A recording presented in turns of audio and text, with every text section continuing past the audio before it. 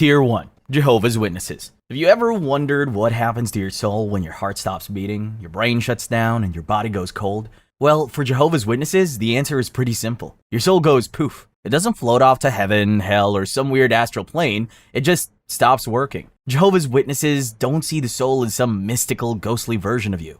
To them, it's more like a life force, kind of like a phone battery. When the battery dies, your body powers down, and that's it. They argue that the idea of an immortal soul is based on ancient Greek philosophy, not the teachings of Jesus or the Bible. So when you die, there's no eternity for your soul, just a hard stop. And speaking of hard stops, let's talk about hell for a second. Jehovah's Witnesses teach us that hell isn't a fiery pit filled with pitchfork-wielding demons, it's just nothingness. According to their teachings, the Sheol, or Hades, mentioned in the Bible is basically a universal graveyard for the dead. What's crazy is, even the good people end up here. Your grandma who always baked cookies for the neighborhood kids, she's there too. Lucky for you, there's a way out, a resurrection for the righteous. To Jehovah's Witnesses, death is like being saved to a supernatural USB drive, ready to be re-uploaded later. The lucky ones who lived righteous lives are resurrected to live forever.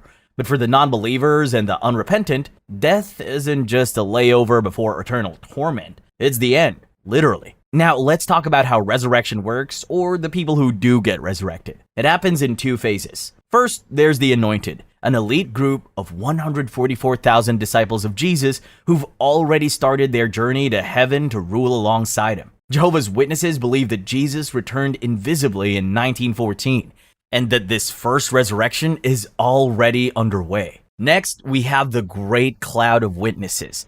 This group includes pretty much everyone who isn't part of the anointed, except, of course, the non-believers and unrepentant. All who are part of the Great Cloud will be resurrected to live on a paradise-like version of Earth where there's no sickness, no death, and no pain. So, to sum it all up, Jehovah's Witnesses believe that death is like falling into the deepest sleep imaginable. No dreams, no awareness, nothing. And whether you wake up or not is dependent on what you believed in and the way you lived your life. Islam. So you've lived your life, made decisions, some good, some questionable, and now it's lights out. In Islam, the afterlife is a full-on process. Here's what you need to know. When the time comes, you will meet Azrael, the angel of death. He's like the ultimate HR rep for souls, sent by Allah, SWT, to clock you out of worldly life. 1 minute you're sipping tea or doom scrolling, and the next, your soul is on its way out. Azrael's visit would mark the end of your earthly life, which Muslims call dunya. Now it's time for some post-death rituals.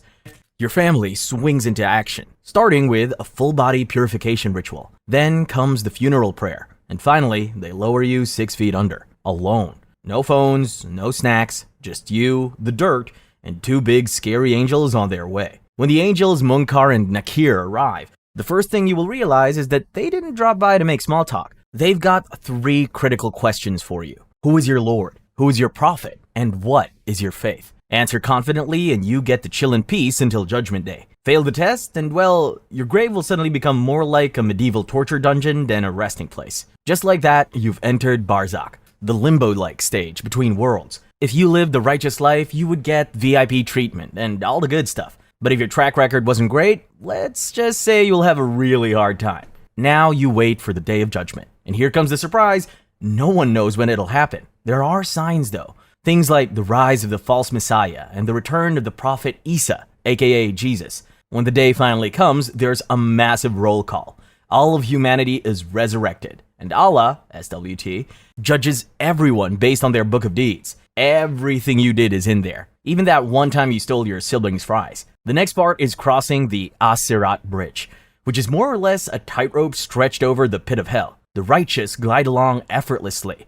But if you're on the naughty list, gravity isn't your friend, and you'll end up falling straight into the blazing fires of Jahannam. In Jahannam, you'll have to deal with scorching heat, boiling water, and endless regret. It's like being trapped in a nightmarish torture chamber with no escape. If you make it across the bridge, you will enter Jannah, the eternal paradise. Here you will have the time of your life surrounded by cool shades, flowing rivers, endless feasts, and eternal happiness. It's a party with the most divine guest list ever. That said, you should probably do your best to live a righteous life. You know, for obvious reasons. Greek mythology. When you died in ancient Greece, your soul was torn from your body and sent straight to the underworld to meet Hades, the king of the dead. who lived at the edges of the ocean beneath the Earth's deepest layers. Given Hades' reputation, it's no surprise that the underworld wasn't exactly a happy place.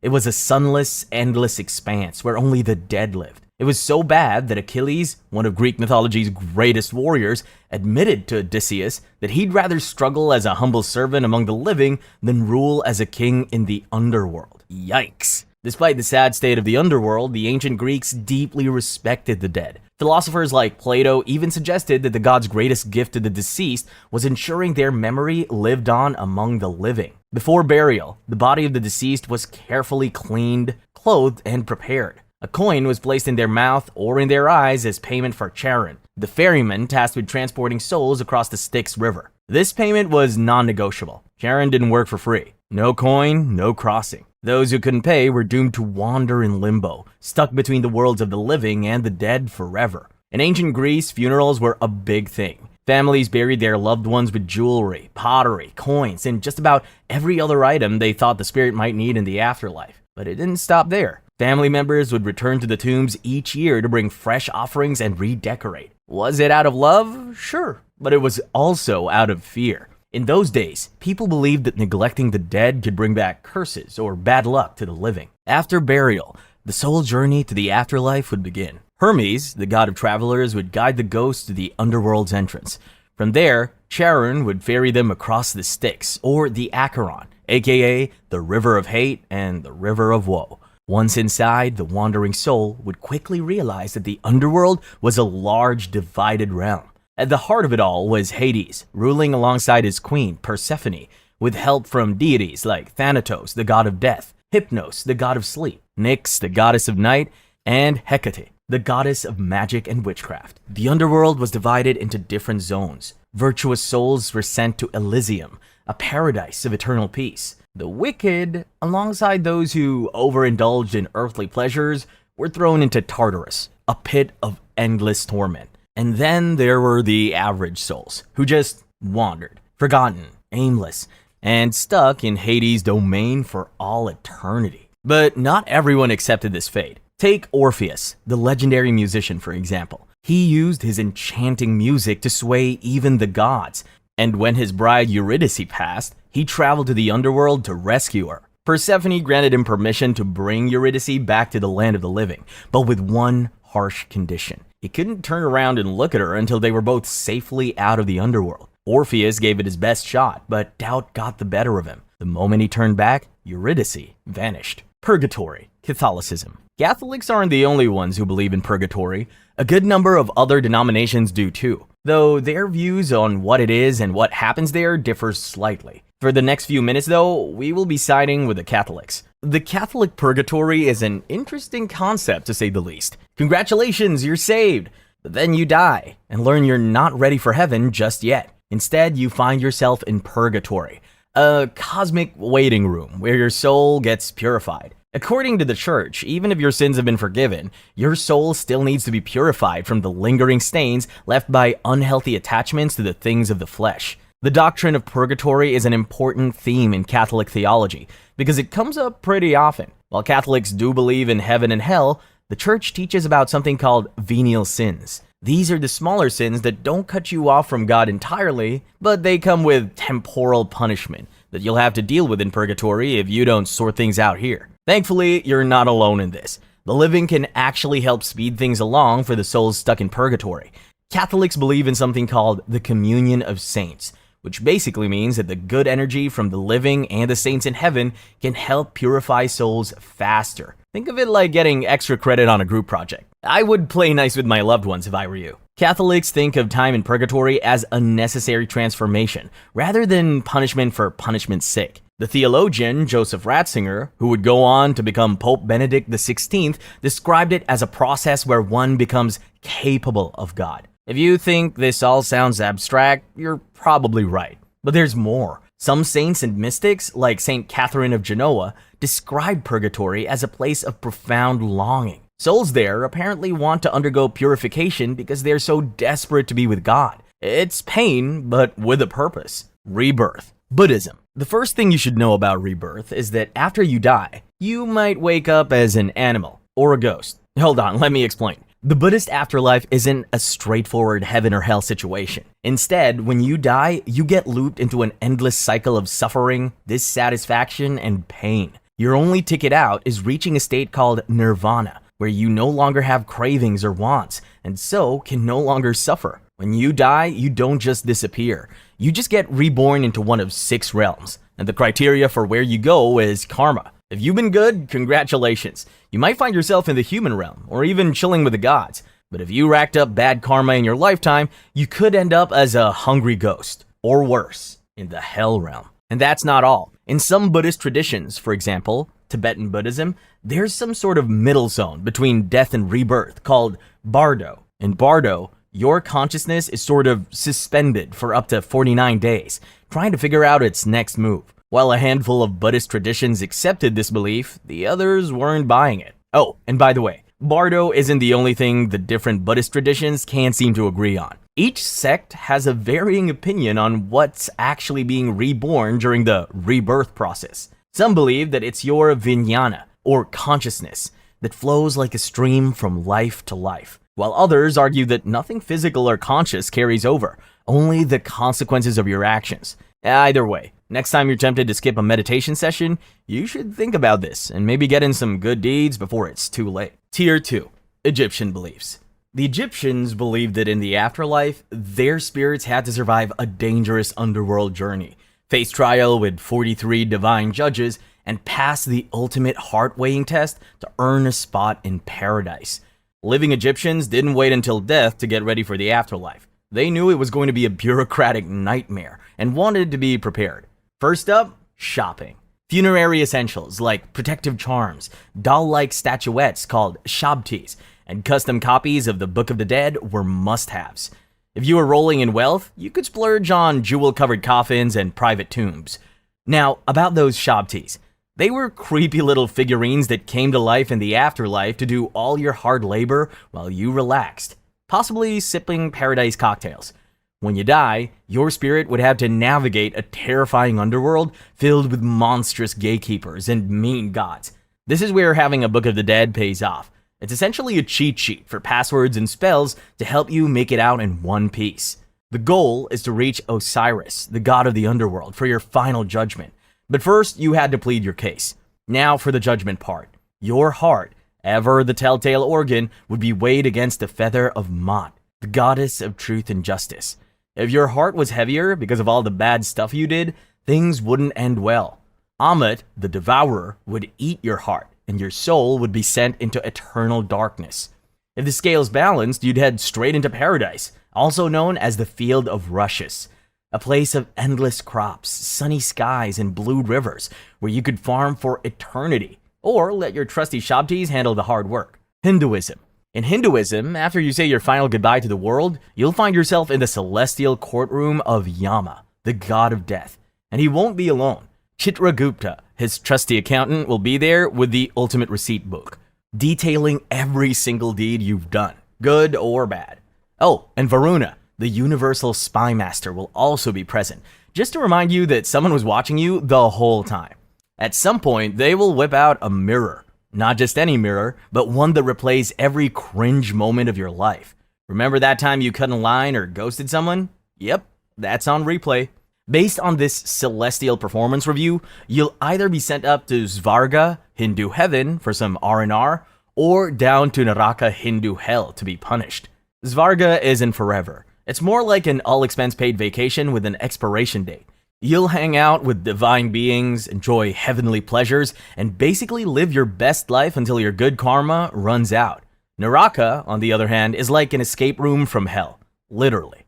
The punishments are custom-tailored to your sins, but lucky for you, it's not eternal. Once you've paid your dues, you're free to move on. When your stint in either place is up, it's reincarnation time. Your Atman, or consciousness, moves on to its next life. Depending on your karma, and even your final thoughts at the moment of death, you could come back as anything. A human, a god, an animal, or, if you're really unlucky, a hungry ghost known as a preta. That's right. Whatever is on your mind at the moment of death could decide whether you're reborn as a prince or a pigeon. No pressure though, just chant those mantras like your afterlife depends on it, because it does. Speaking of hungry ghosts, let's dive into Preta territory. Pretas are unlikely souls trapped on Earth and cursed with an insatiable hunger and thirst. They are typically the souls of people who were corrupt, compulsive, deceitful, jealous, or greedy while alive. They're often depicted as human-like figures with sunken skin, long, thin necks, and big bellies. Get it? Because they're always hungry? So maybe that one fell flat. Pretas can only be freed through specific rituals, which often involve offerings, prayers, and priests chanting ancient verses. But that's a whole different story. If at any point you're tired of the whole reincarnation loop, there's one ultimate goal: moksha. Think of it as cosmic retirement. No more birth, no more death, no more drama. Instead, your Atman merges with Brahman, the ultimate reality, and you exist in eternal, blissful liberation. Mormonism. The Mormon afterlife is like someone took the concept of heaven and hell and decided to make it a lot more complex, with a bunch of different levels, sort of like a tiered subscription plan. Step 1, you die. After that, your spirit makes a pit stop in one of two places. If you lived a decent life, you would be sent to spirit paradise, where you can chill, relax, and wait for the second coming of Christ. But if you weren't so great, welcome to spirit prison. The good news is that it's not exactly a fiery dungeon. The bad news, guilt, regret, and spiritual FOMO are the main attractions. Oh, and no matter where you end up, everyone's bummed out because they're stuck without their bodies, which apparently is a big deal. Fast forward to Judgment Day when God decides your eternal fate. The Mormon afterlife has 3 kingdoms of glory, ranked from gold membership to, at least you made it in. The Celestial Kingdom is the top tier package. It's more or less the VIP lounge of the afterlife. Only devout, baptized Mormons who checked all the boxes, including eternal temple marriage, get in here.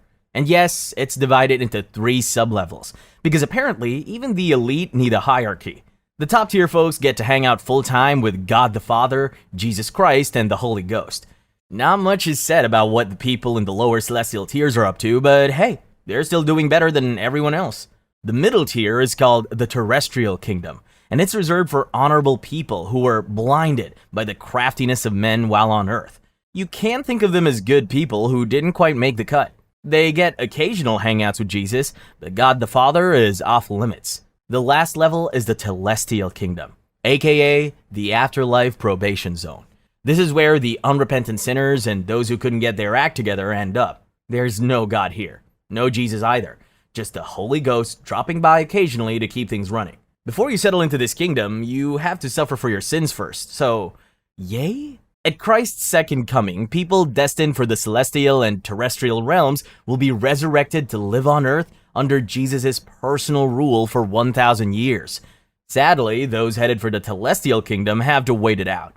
They remain stuck in limbo without their physical bodies.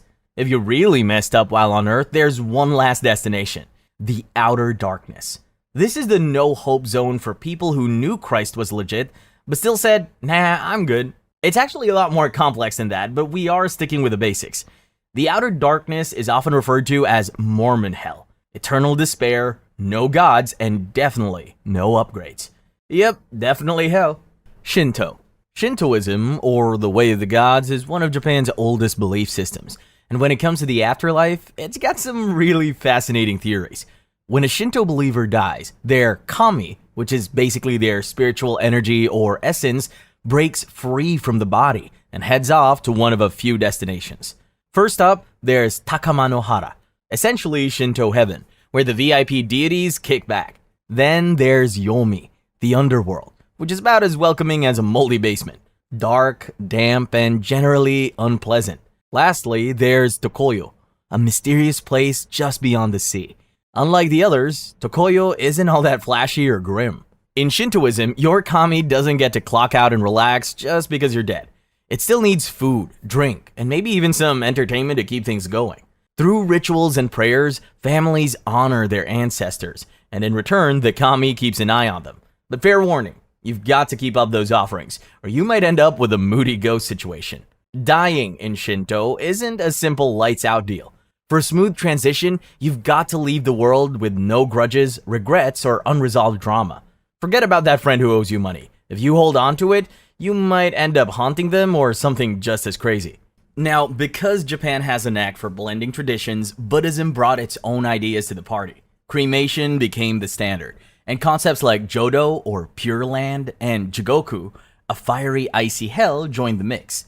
Fun fact, Jigoku isn't just a spooky metaphor. There are actual places in Japan, like Beppu and Mount Osore, where bubbling hot springs and sulfur clouds are said to mark the entrances to this hellish underworld.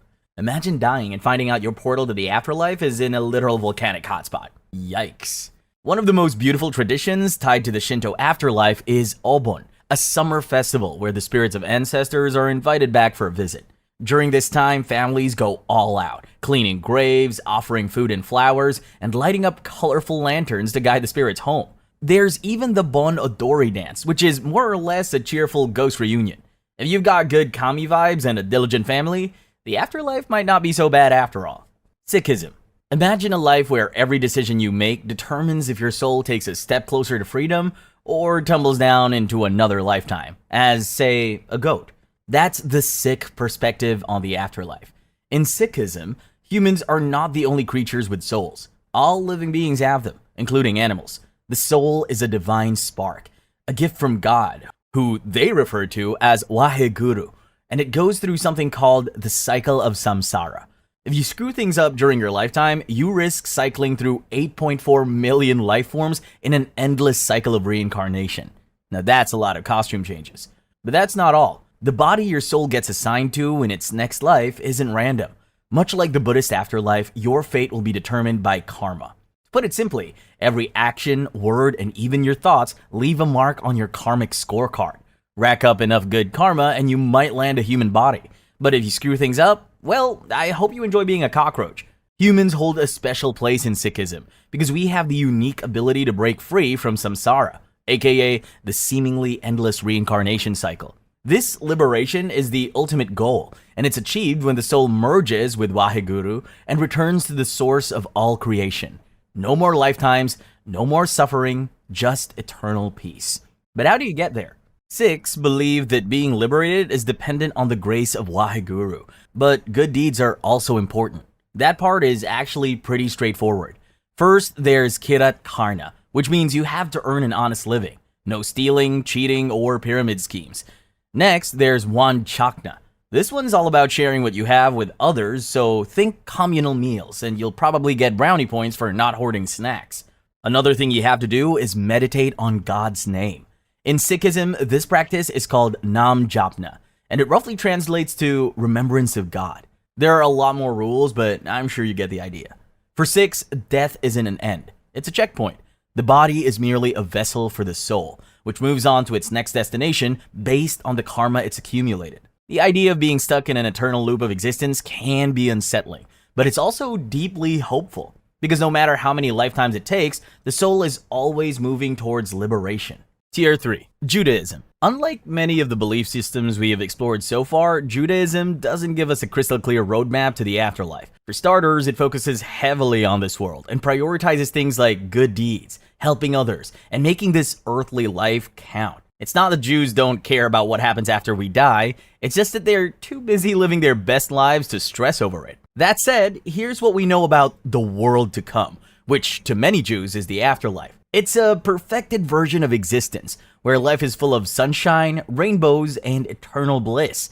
But it only arrives after the Messiah makes a grand entrance, judgment is passed, and the righteous are ushered into their happily ever after. The problem is, no one's sure when that's going to happen. Now, let's talk about destinations. First up, we have Gan Eden, the Jewish idea of heaven. Gan Eden isn't your usual cloud surfing, harp playing setup. Instead, it is described by some as a state of pure closeness to God, where souls bask in divine light. Some others imagine Gan Eden as a restored Garden of Eden, where everyone sits around a giant table eating in peace. But before you get your ticket to Gan Eden, there's a pit stop to consider: Sheol. This is less hell and more of a waiting room. But instead of a boring room with old magazines and terrible elevator music, it's a shadowy, soul-cleansing pit. Some souls are sent here to be cleansed and purified before moving on. And then there's Gehinnom, which, well, let's just say you don't want to end up there. It's a place for torment and punishment, reserved for those who've really messed up. Murderers, traitors, people who wear skinny jeans. The good news is, in Judaism, this torment isn't eternal. Most souls get a time limit before they move on. Unless, of course, they were the worst of the worst. Now, it wouldn't be Judaism without a good resurrection plot twist, would it? Many Orthodox Jews believes that when the Messiah shows up, the dead will literally rise again. Because of this belief, traditional Jewish burial customs strictly forbid cremation. You have got to keep the body intact for its big comeback. Aztecs. In Aztec mythology, violent deaths seem to be the golden ticket to the best afterlives.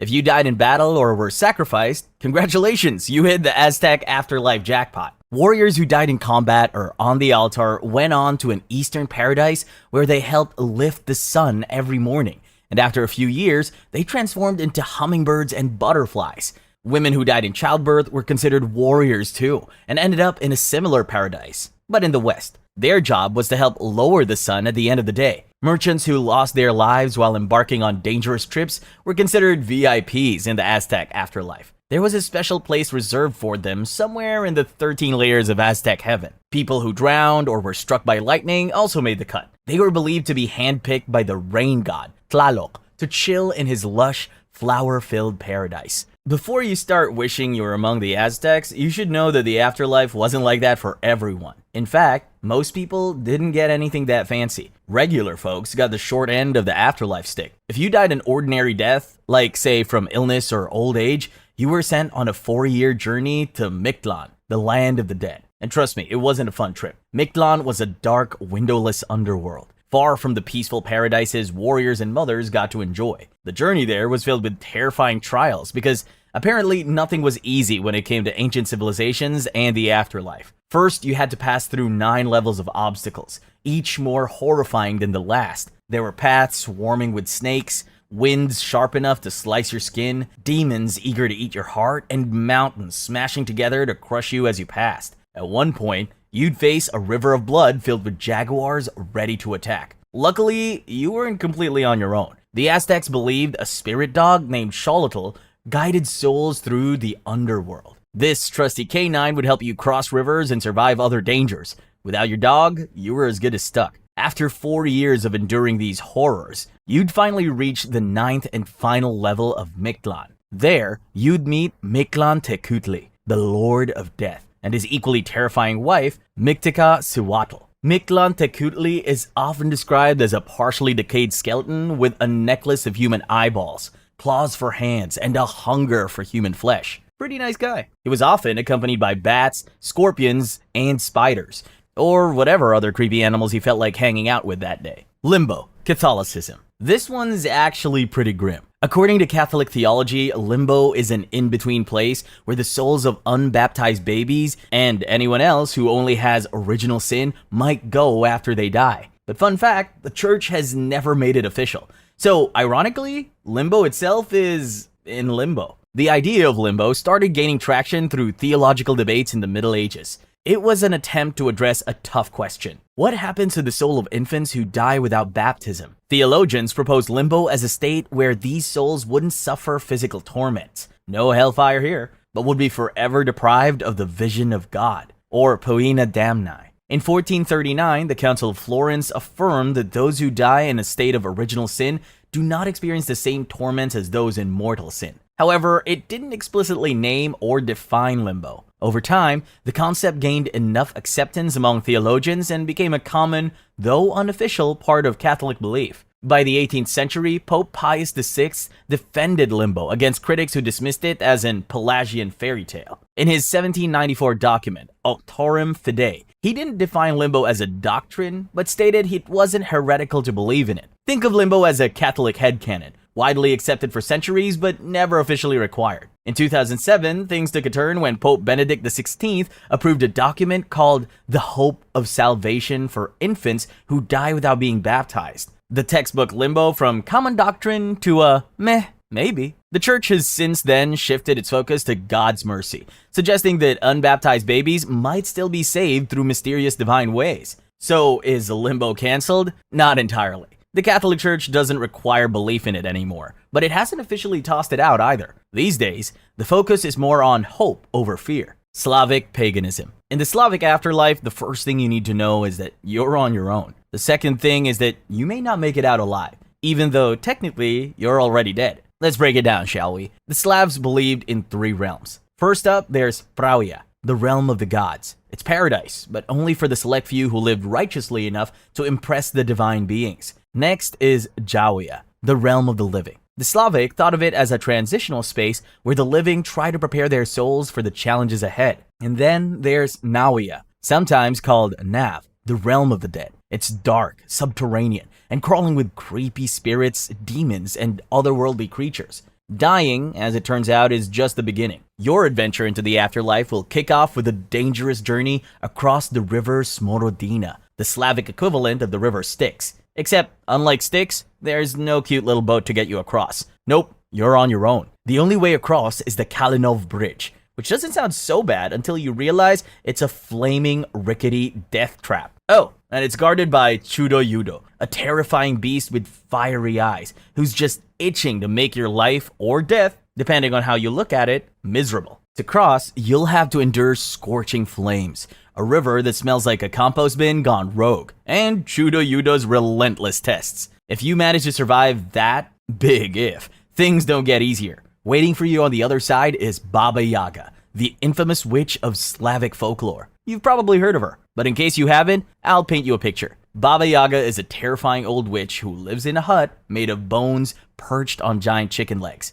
deep in an evil forest. Yes, her house stands on chicken legs. Let's keep it moving. Baba Yaga is basically the Slavic version of a gatekeeper, but she's a lot scarier. To pass her tests, you'll need to perform impossible tasks, like gathering fire from her furnace without getting roasted, or solving riddles that would make a sphinx cry. If you fail, well, let's just say it doesn't end well. Baba Yaga also tests the living, offering cryptic wisdom, or, doom. You'll want to be on her good side, if that's even possible. If you thought Baba Yaga was bad, let me introduce you to Koshchei the Immortal, who just happens to be the ruler of Nawia. He's a skeletal figure who really enjoys being alive and immortal, so much so that his life force is said to be hidden in a magical needle inside an egg, which is inside a duck, which is inside a rabbit, which is inside something else, or something like that. You're probably scared shitless at this point, but there's some good news. You won't stay in Nawia forever. Souls eventually reincarnate, returning to Jawia as humans or animals, depending on how righteous or terrible you were in a past life. But there's a catch. You keep faint memories of your past lives. So if you had a particularly rough time in Nawia, you might be haunted by weird flashbacks. In short, the Slavic afterlife is not for the faint of heart. Between flaming bridges, creepy witches, and skeletal overlords, it's a wonder anyone makes it through. But hey, at least reincarnation gives you a second shot. Just maybe don't mess it up this time. Mayans, Xibalba. The Mayan afterlife was honestly the stuff of nightmares. To put it simply, the ancient Mayans didn't picture the afterlife as a peaceful paradise for the souls of the dead. To them, death marked the beginning of a horrible journey into a realm so terrifying, they sometimes called it the place of fear. Only Mayans who survived this journey would A, make it to paradise, or B, be reincarnated. No one's really sure how it was supposed to work, but what we do know is that the souls who failed were doomed to spend all eternity wandering through the afterlife. The first thing a dead Mayan sees is a rocky, dangerous road. To the left is a river of blood that resembles something out of a horror movie. To the right, there's another river, but this one's full of scorpions with venomous stingers. How exciting. For the Mayans, Xibalba wasn't just a spooky concept. It was actually very real. Caves and cenotes in places like Coban, Guatemala, and Belize were thought to be literal gateways to the underworld. In Mayan history, Xibalba is described as a city filled with dark caves, winding tunnels, and spooky chambers, all organized into 9 levels, each more scary than the last. So who's in charge of this hellish domain? That would be the 12 Lords of Xibalba. At the top of the hierarchy were Hun Kame, aka One Death, and Vakub Kame, aka Seven Death. These two were tyrants who got their kick out of devising different means to torture the unfortunate souls who stumbled into their realm.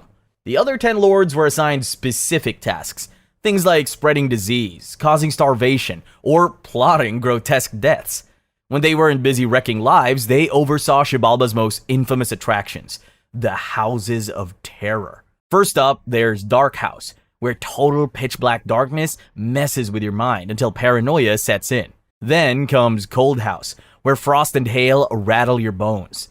Next is Jaguar House, where, you guessed it, there were hungry jaguars on the prowl. If you somehow survived that, you'd face Bat House, that was of course teeming with screeching, bloodthirsty bats. Or Razor House, where sentient blades slice through the air, looking for flesh to shred. Finally, there was Hot House, a blazing furnace so intense, it would probably make the devil break a sweat. The next time you're having a bad day, just remember that things could be a lot worse. You could be a Mayan trying to make it through Xibalba. Wicca. Wiccans call their version of the afterlife the Summerland. It's a place where spirits can take a breather, rest, and reflect after enduring a lifetime of heartbreaks, unending bills, bad decisions, and that one regrettable haircut. So maybe I am projecting just a little. What sets Summerland apart from all the other afterlife theories is how chill it is about your earthly screw-ups. Unlike the heaven or hell theories where every wrong step brings you closer to eternal torment, Wiccans believe in introspection over judgment. You, yes you, review your life, figure out what went right, what went hilariously wrong, and then prep for the next round of existence. It's like a performance review, but you're the boss, the employee, and the HR team. Now let's talk aesthetics. Summerland isn't just peaceful. It's said to be a nature lover's paradise with meadows that go on forever, lush green forests, and clean rivers. As an added bonus, animals and spirits live in harmony there. So if you lost a pet during your lifetime, there's a good chance you'll find them waiting for you in Summerland, probably judging you less for all the missed mealtimes now that you're dead. Sadly, Summerland is only temporary. You can think of it as a quick resort stop before reincarnation. Once you've soaked in the peaceful atmosphere and gotten your spiritual glow up, it's time to head back down to Earth for round 2, or 20, because for Wiccans, life is a never-ending cycle of birth, death, and rebirth. Interestingly, this isn't just a Wiccan thing. The roots of Summerland stretch back to ancient Celtic beliefs, where the afterlife was about renewal, not punishment. They called it Magmel, which roughly translates to the plane of joy. Wiccans adopted this idea, tweaking it a little to fit their spiritual ethos. As you may have guessed already, Wiccans are big on nature, so it's no surprise that their funerals reflects this. They're known for their eco-friendly burials focused on returning the body to the earth and giving thanks for hosting their spirit. Cremation is fine too, as long as the ashes find a home in nature, whether it's a forest, a beach, or the roots of a favorite tree. Tier 4. Celtic beliefs. The Celtic afterlife, known as the Otherworld or Tir na Nog, is exactly the fairy tale paradise everyone hopes to end up in when they die. But it's not all rainbows and sunshine. I mean, it is, but there's a catch. We'll get to that soon. For now, let's start at the beginning. How exactly does one get to Tir na Nog? The Celts believed the Otherworld wasn't up or down like the heaven or hell model we're used to. Instead, it was right there, just beyond the veil of reality. Some even believed you could access it through caves, ancient burial mounds, misty waters, or by crossing the Western Sea. Even though it was so close, you couldn't just decide to pop in for a visit. To do that, you would require the guidance of a psychopomp, a supernatural guide who would make sure you didn't get lost, because mystical landscapes can get tricky. There were a few ways to score entry into Tir na Nog. For one, heroes, kings, or anyone brave or reckless enough to complete a legendary quest might find themselves here. Rituals and ceremonies were another option. And for the Celts, reincarnation was also on the table. Once you got there though, the Otherworld was like stepping into an Instagram filter. Endless green fields, sparkling rivers, and food so good it could trap you there for eternity. And it did just that. If you ate anything in Tir na Nog, there was no going back. One of the most famous tales about the Otherworld involves Oisin, a warrior who fell head over heels for Niam, a princess from Tir na Nog. She showed up on a magical white horse because, of course she did, and whisked him away to the land of eternal youth. For what felt like 3 years, Oisin lived it up in the Otherworld. But when he finally returned to Ireland, centuries had passed. His people were gone, and the world he knew was ancient history. The moral of the story? Tir na Nog might be paradise. When you are there, everything is not as it seems. Pantheism. In the words of the famous Keanu Reeves, we're all stardust, baby. No, seriously, that pretty much sums up the pantheistic view of the afterlife. Pantheists believe that the universe isn't just created by God, it is God. To them, everything is part of a divine unity. And when you die, you don't travel to some mystical realm. Instead, you rejoin the universe in the most literal way possible. Let's break it down. Imagine your body as a temporary vessel for energy. That energy, it doesn't go to some celestial waiting room when you die. Instead, it transforms. Your atoms disperse, becoming the soil for new life, the air that someone else breathes. And if you're lucky, maybe a tiny piece of stardust floating in space. The downside, though, is that your personal consciousness doesn't linger on, meaning you won't get the chance to come clean to grandma about breaking her favorite china set when you reunite in the great beyond. The pantheist afterlife is more like a cosmic recycling program where your essence becomes part of something far bigger than you could ever imagine. And here's where it gets tricky. Pantheism doesn't involve a personal god. No white-bearded man in the sky, no pearly gates, and there's certainly no fire pit. It's about the divine being present in everything. The blade of grass you stepped on? Sacred. The Milky Way you gazed at last night? Also sacred. The annoying Karen next door? Yep, she's divine too. The pantheistic belief system and its afterlife theory dates back thousands of years. In fact, ancient philosophies and religions have hinted at it, from the Upanishads of Hinduism to certain interpretations of Taoism. The modern term, though, was coined by a mathematician named Joseph Raphson in 1697. If you accept this theory, who knows? Maybe one day, a part of you will end up as a supernova, lighting up the cosmos. Taoism. When a person dies in Taoism, it's called shijie, which roughly translates to release from the corpse. So what happens next? Well, that depends on who you ask. You might ascend to heaven like the legendary Yellow Emperor, who casually floated away in broad daylight. Or you might go the more dramatic route, like the Taoist wonder worker Ye Fa Shan, who reportedly turned into a sword, then into a cloud of smoke before drifting to heaven. You have to admit that's quite the exit strategy. Taoism teaches that your body is packed with spirits and monsters that act like a spiritual immune system, fending off illness and decay. When they leave, your body's defenses crumble, and well,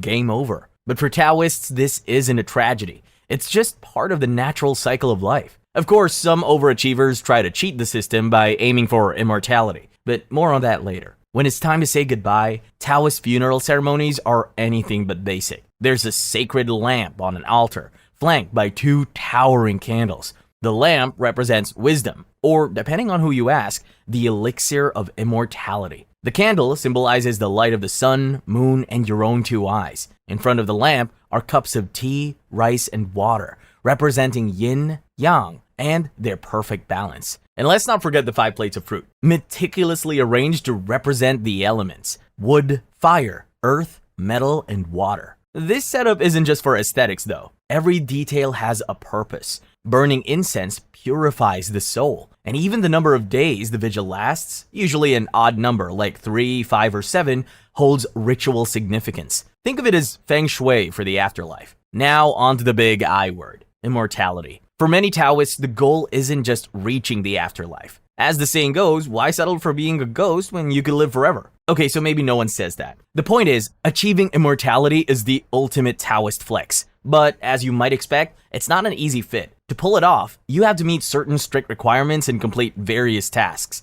There are 2 main paths to immortality: internal alchemy and external alchemy. External alchemy involves mastering breathing techniques, yoga, and developing medical skills.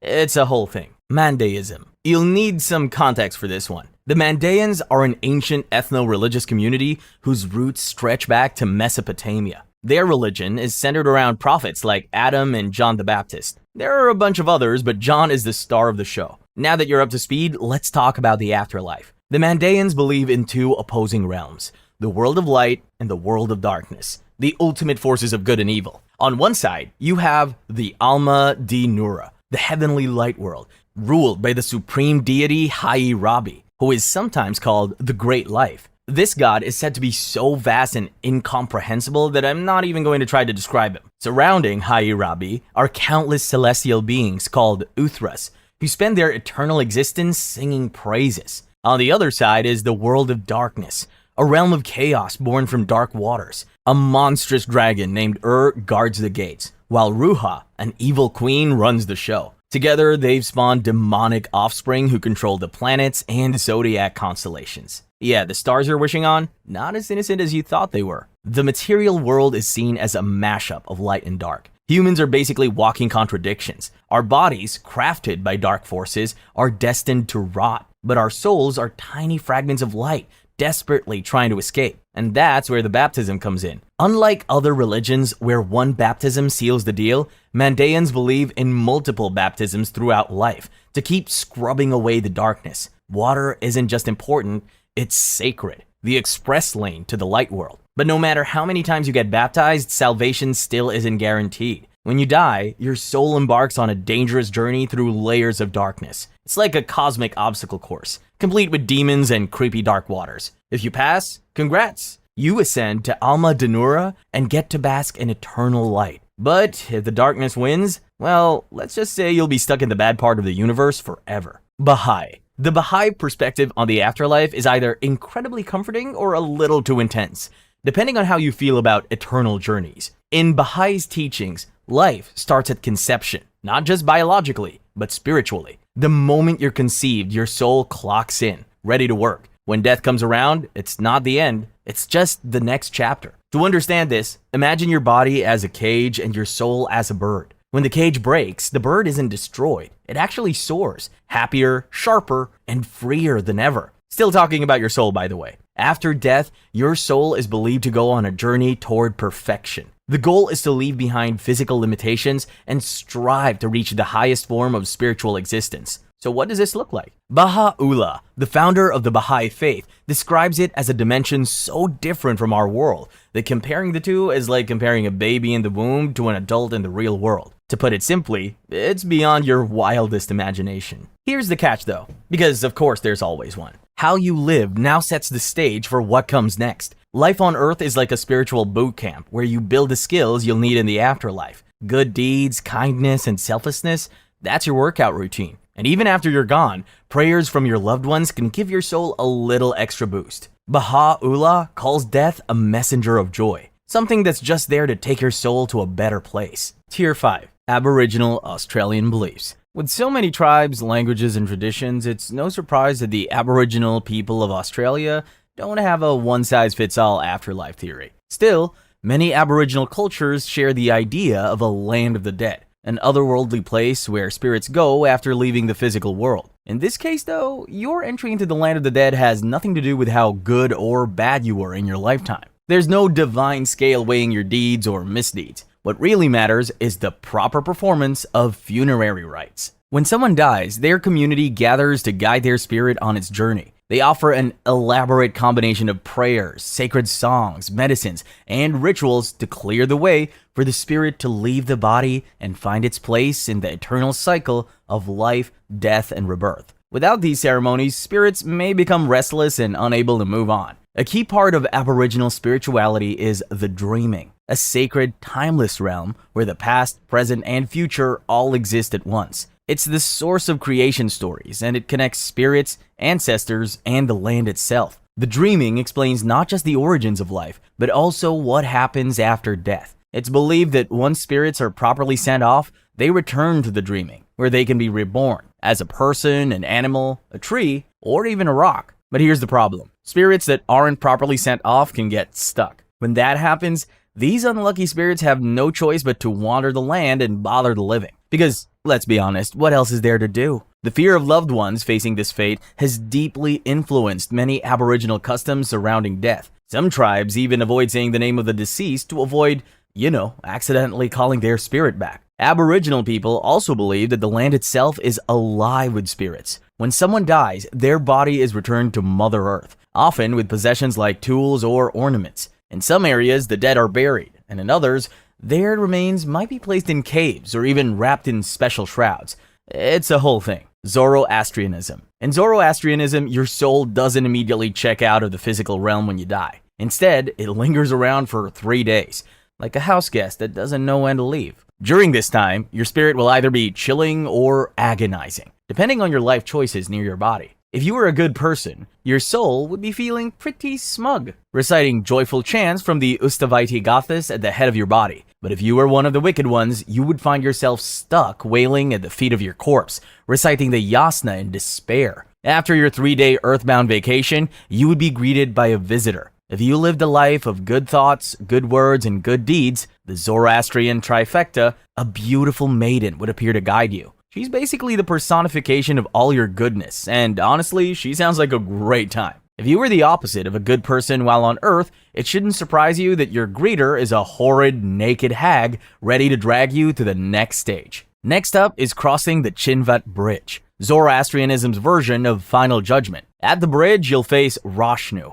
a divine being with a set of scales that will determine your fate. Alongside Roshnu are other divine judges, who come together to hold the most stressful panel interview ever. If your good deeds outweigh the bad, congratulations! The bridge widens, and you get to walk across to paradise, probably fist-bumping Roshnu as you go. But if your bad deeds tip the scale, the bridge becomes razor thin. And who's waiting to greet you? The same ugly hag from before. Only this time, she's there to pull you into the horrors of hell. But wait, there's a third option. If your deeds are perfectly balanced, you will be sent to Misvan Gatu, the place of the mixed ones. It's not heaven, but it's not hell either. It's just a gray, meh existence with no joy, but also no real suffering. It's like purgatory's blander cousin. After crossing the Chinvat Bridge, your soul's journey doesn't necessarily end. Zoroastrianism entertains the idea of spiritual evolution, possibly leading to rebirth or final purification. So there's something to look forward to. Tenrikyo. You might want to sit tight for this one. It's a little different from what you've seen so far. The Tenrikyo belief system takes a more transactional approach to life and death, one that might just make you rethink what it means to live. According to Tenrikyo, your body is a gift, something God, the parent, has lent you. You're allowed to use it, but when you die, you're simply returning the rental back to its rightful owner. To put it simply, you live in this world by the grace of God's providence, borrowing your body for the journey. When your time's up and you give back what you borrowed, you're not dead. You've just passed away for rebirth. Yeah, in this afterlife theory, death is like casting off a worn-out jacket. You return to worn-out body and prepare to be reborn into a new one. But don't get too excited, rebirth isn't a clean slate. According to the Tenrikyo belief system, God the parent designed humans to live for exactly 115 years. Not 120, not 85, exactly 115. If you clock out early, it's not because you ran out of luck, it's because your mind is dusty. Tenrikyo believes that dust in your mind, which refers to things like greed, arrogance, or selfishness, shortens your life. Keep things clean and you might just hit that 115-year target. If you don't, you could be heading to an early grave, literally. Tenrikyo doesn't buy into the concept of heaven or hell. In their view, the whole world is already God's bosom, like the world you're sitting in right now. Their ultimate goal is to turn this earthly existence into the joyous life, a kind of paradise on earth where everyone gets along. Spoiler alert, we're not quite there yet. When you pass away for rebirth, your soul returns to God's embrace, waiting to hop into its next body. But don't think you're getting a get-out-of-jail-free card. Tenrikyo teaches that your soul carries baggage. Your past actions, whether good or bad, stick with you. And sooner or later, you'll reap what you've sown, either in this life or the next. But that's not all. In this belief system, life's challenges, like illnesses, hardships, and tragedies,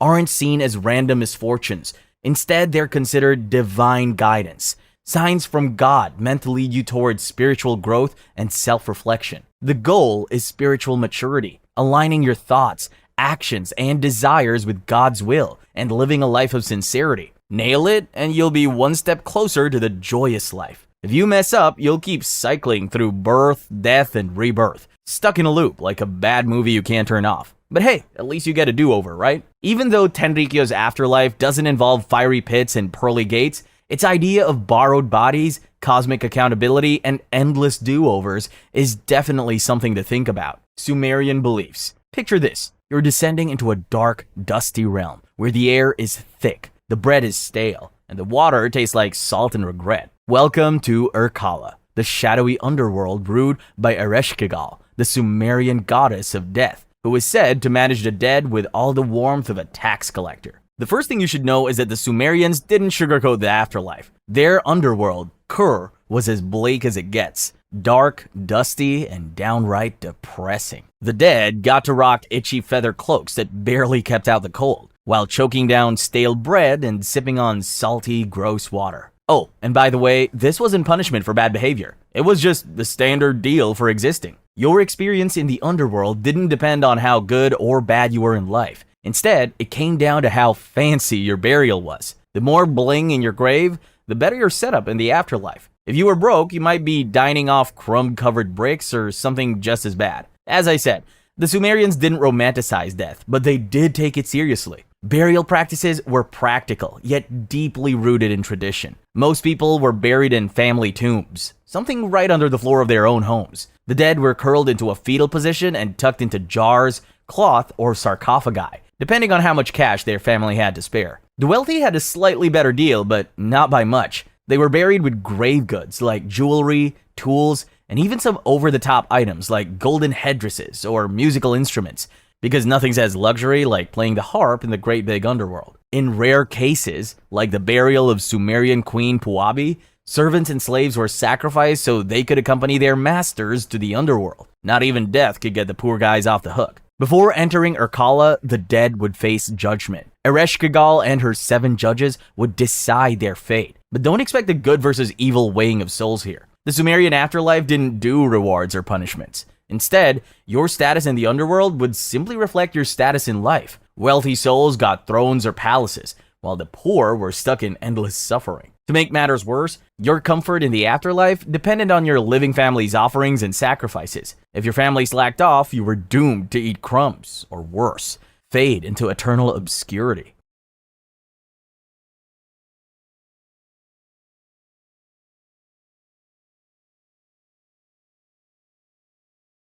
Imagine you die in battle and wake up in a massive hall full of people who look just like you.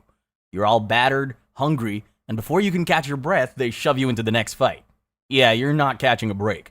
This is the disturbing heaven iceberg, and things only get darker from here.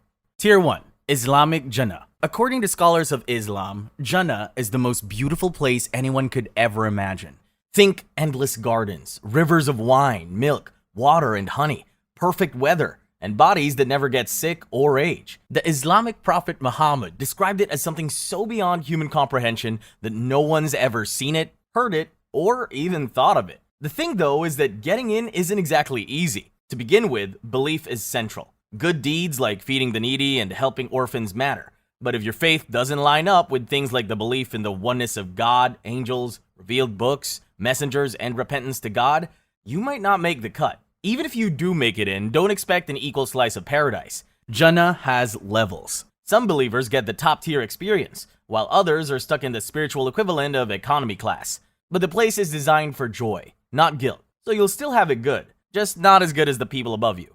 Then there's the part about the huris. In the part of the Quran that talks about Jannah, the righteous are promised these mysterious companions called huris that are pure and strikingly beautiful. There's an endless supply of meat, fruits, wine that doesn't cause hangovers, and servant boys described as being spotless like pearls to carry endless trays of food. But whether they're literal, symbolic, or both depends on who you ask. Also, in Jannah, you never sleep because you're never tired in the first place. There are palaces made with silver and gold, gardens that go on forever, angels sing in Arabic, and everything is beautiful. That's oddly specific, but there's more. Right next to all that joy is the constant reminder of what's waiting on the other side. The Quran doesn't hold back when describing Jahannam. Instead, for every pleasure in Jannah, there's a mirror of horror in hell. Burning skin, chains of fire, rivers of boiling liquids, you name it. And here's where it gets grim. Some scholars say people in Jannah know exactly what's happening to the ones who didn't make it.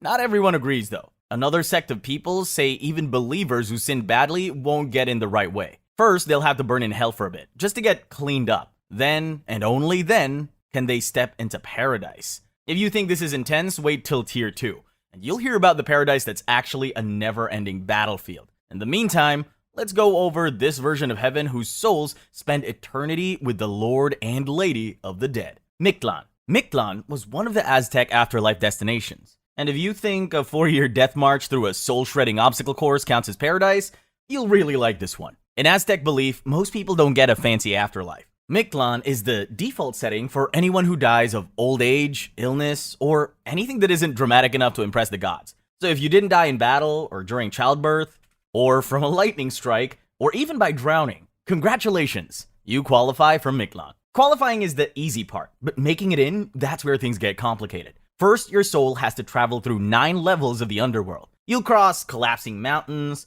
survive a wind that tears your flesh with obsidian blades, swim through a river of blood, and face jaguars. All of this while already dead. The trip takes 4 years, assuming you're lucky. If you had a dog buried with you, the dog-headed god Shalot would show up to help guide you. If not, well, good luck making it out there. At the bottom level, you'll finally reach Mictlan, which is ruled by Mictlan Tecutli and Mictecatzuatl. They're the lord and lady of the dead, and they're not exactly warm hosts. They sit in the shadows, bone-faced, quietly collecting souls. They don't hand out punishments or rewards. It's more like, alright, you made it. Now go sit over there forever. Unlike other heavens that promise joy, reunion, or at least some harp music, Mictlan offers no pleasure, or even torture to spice things up. Just permanent, dreamless rest in the lowest layer of the universe. To the Aztecs, death was something to be endured, survived, and eventually settled into. Mythology also ties Mictlan into creation stories. It says that Quetzalcoatl, one of the main gods, once tricked his way in to steal bones from Mictlan to make new humans. But he fell into a trap, dropped the bones, and some of them broke. That's supposedly why people come in different sizes. Elysium. Elysium was paradise in ancient Greek myths. The Elysian fields were where heroes went after death, and not just anyone could get in. At first, it was mostly for demigods and legendary warriors, but over time, the door opened a bit. People who lived just and virtuous lives, at least according to poets like Pindar and Virgil, and philosophers such as Plato and Cicero, could also end up there. Divine favor helped, sure, but it wasn't the only way through the gate. Elysium was described as beautiful, with blue skies, gentle breezes, no pain, and no storms.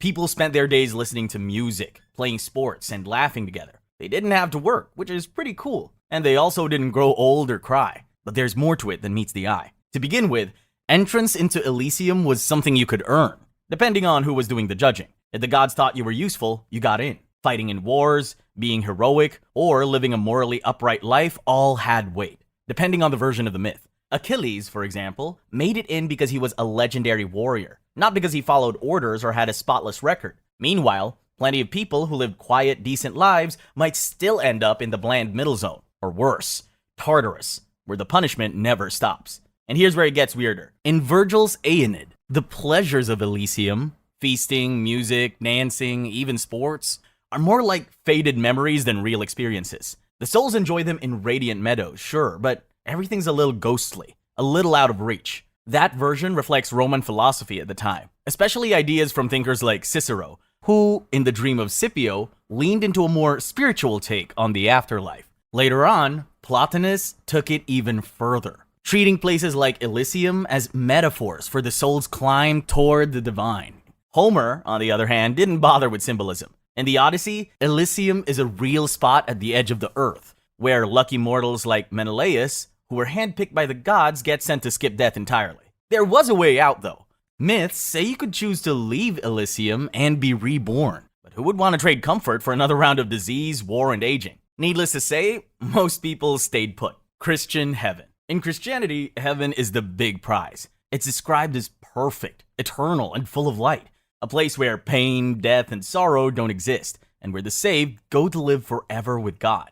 At least, that's the idea most people grow up hearing. But the Bible doesn't give much detail. For something that's supposed to be the ultimate destination, it's surprisingly vague. Most of what we think of, like golden streets, pearl gates, and angels with wings, comes from the book of Revelation. And even that sounds more unsettling than comforting if you actually read it. In Revelation chapter 21, heaven is described as a massive city, New Jerusalem, coming down from heaven after God wipes out the old world. The earth as we know it will be gone, replaced by a new heaven and a new earth, and the holy city will be the centerpiece of this reset. So, in a way, heaven starts where the apocalypse ends. Inside this city, the saved are supposed to live in peace and worship God forever. But there's a catch. Somewhere outside its gates, everyone else is burning forever. That includes people who didn't believe, people who weren't chosen, or just people who ended up on the wrong side of the final judgment. The joy of heaven exists right next to the screams of hell. Well, not right next to it, but you get the point. This has been a headache for Christian thinkers for centuries. How do you enjoy paradise knowing others didn't make it? Some old theologians believed the saved would somehow be comforted by justice being served. Others leaned into the idea that God's presence would bring such peace that the pain of others wouldn't even register. Either way, it's not exactly the warm reunion people picture. Then there's the issue of free will. Many believe that in heaven, people can no longer sin, not because they overcome it, but because they're so overwhelmed by God's presence that disobedience isn't even possible. So you're good forever. But that's because there's no other option. That raises the question, is it still love if it's not a choice? This is still the tame stuff. In Tier 5, there's a heaven coming up where the dead have to jump off a tree root into the ocean. But before we get to that, let's take a detour to the land of bliss. Buddhist Pure Land, Sukhavati. In Pure Land Buddhism, there's this idea of a place called Sukhavati, also known as the land of bliss. It's a realm offering escape from suffering, where life after death is peaceful, pure, and perfect. It was created by Amitabha Buddha for people who were trying to reach enlightenment, but were too weighed down by all the baggage that comes with being human. Sounds decent so far, but wait till you hear what it actually looks like. The ground's not just nice, it's crystal. The trees don't grow fruit, they grow treasure. Rivers don't carry water, they carry scented liquids. The sky just rains flowers constantly, like it's stuck in some never-ending festival. Everything glows, everything shines, everything is gold, and everything is perfect. Almost too perfect. At first, it comes off like a peaceful retreat, but when you look closer, it starts to feel like you're not in the real world anymore, which I guess is the whole idea. Nothing dies, nothing breaks, and suffering's out the window. Also, nobody gets old. Everyone just stays young and beautiful forever. So what do people do there? Practitioners say that the folks in the Pure Land spend their time soaking up Amitabha's teachings, meditating, and working toward enlightenment. But in most descriptions, the core practice seems to be chanting, specifically reciting Amitabha's name. It's not just mindless repetition though.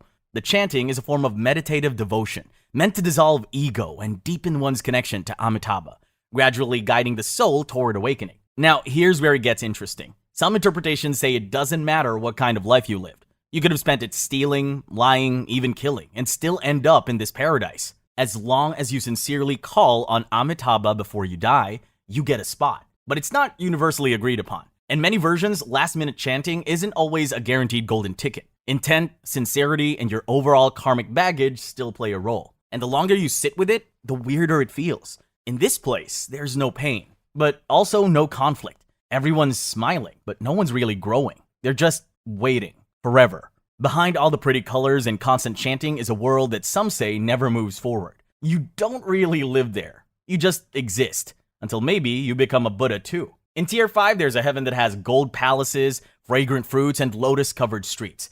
But first, let's talk about where Vikings thought they were headed after getting chopped up in battle.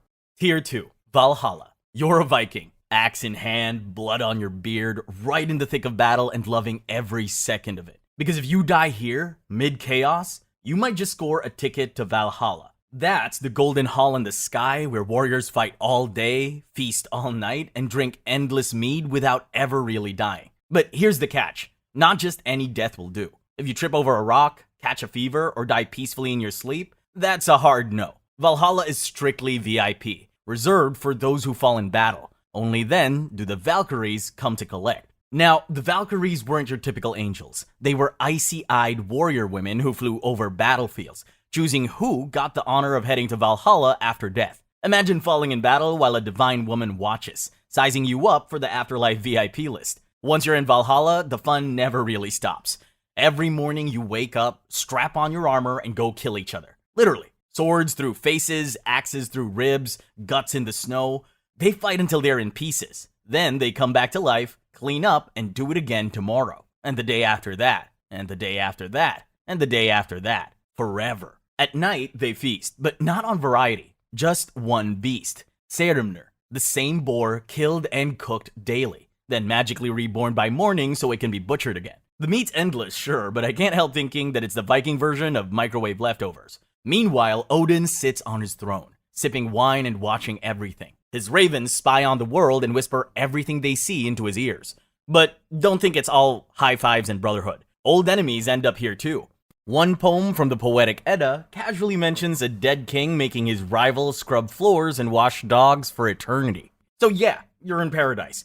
But that guy you disemboweled 20 years ago might be waiting to spit in your drink in heaven. But the real kicker is that Valhalla isn't the final stop. It's just a glorified locker room. Everyone's gearing up for Ragnarok, aka the end of everything. Well, sorta. When it hits, Valhalla's warriors will charge out, 800 at a time, through each of its 540 doors, into a battle they already know they'll lose. In the end, only a few gods and 2 humans will survive, and the world would be reborn. If you're still reeling from the chaos that is Valhalla, just wait until Tier 3, when you'll hear about an exclusive paradise that's only for those who died by drowning or some water-related disease. Aru, Field of Reeds. When someone died in ancient Egypt, paradise wasn't handed over with a prayer and a flower garland. First, the dead had to go on trial. And not the nice kind, where you can hire a fancy lawyer to argue your innocence. You stood in a cold hall before Osiris and his dark court, while your heart was taken from your chest and placed on a giant scale. On the other side of the scale, there'd be a feather. Not just any feather, though. This one belonged to Mot, the goddess of truth. If your heart was heavier than the feather, full of guilt, lies, and bad decisions, the scale tipped, and that would bring forth Amit, a nightmarish being with a crocodile head, a lion's mane, and a hippo's body. So, basically a combination of every animal you don't want charging at you. If the scale didn't go your way, Amit would snap up your heart in her jaws, and you would suffer a second death worse than the first. Some texts suggest that souls subjected to Amit's second death are stuck wandering the Duat forever, while others say they just blink out of existence. Either way, one thing's certain. They weren't getting paradise. But even if you passed the scale test, you weren't in the clear just yet. You had to survive a trip through a brutal spiritual obstacle course.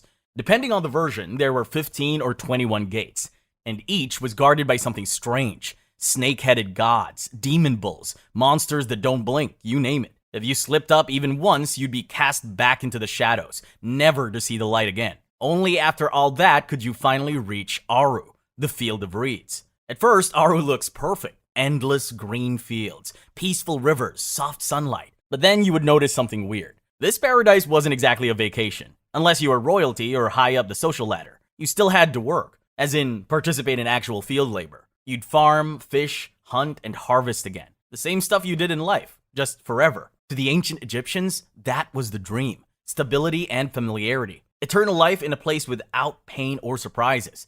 But for everyone else, it kind of sounds like being stuck at your old job for all of eternity with slightly better weather. If you're not a fan of working in heaven, I've got news for you. There's a heaven coming up where you'll still have to work. And this time, your ancestors will be your co-workers. Tir na Nog. Celtic. Tir na Nog shows up in old Irish myths as part of the Irish otherworld system with great weather, lush landscapes, and way too much partying. It's a place where nobody ages, nobody gets sick, the sun never sets, and life is just one endless feast. There's singing, laughing, drinking, you name it. It's the ultimate break from reality. But like most places in this iceberg, there's a catch.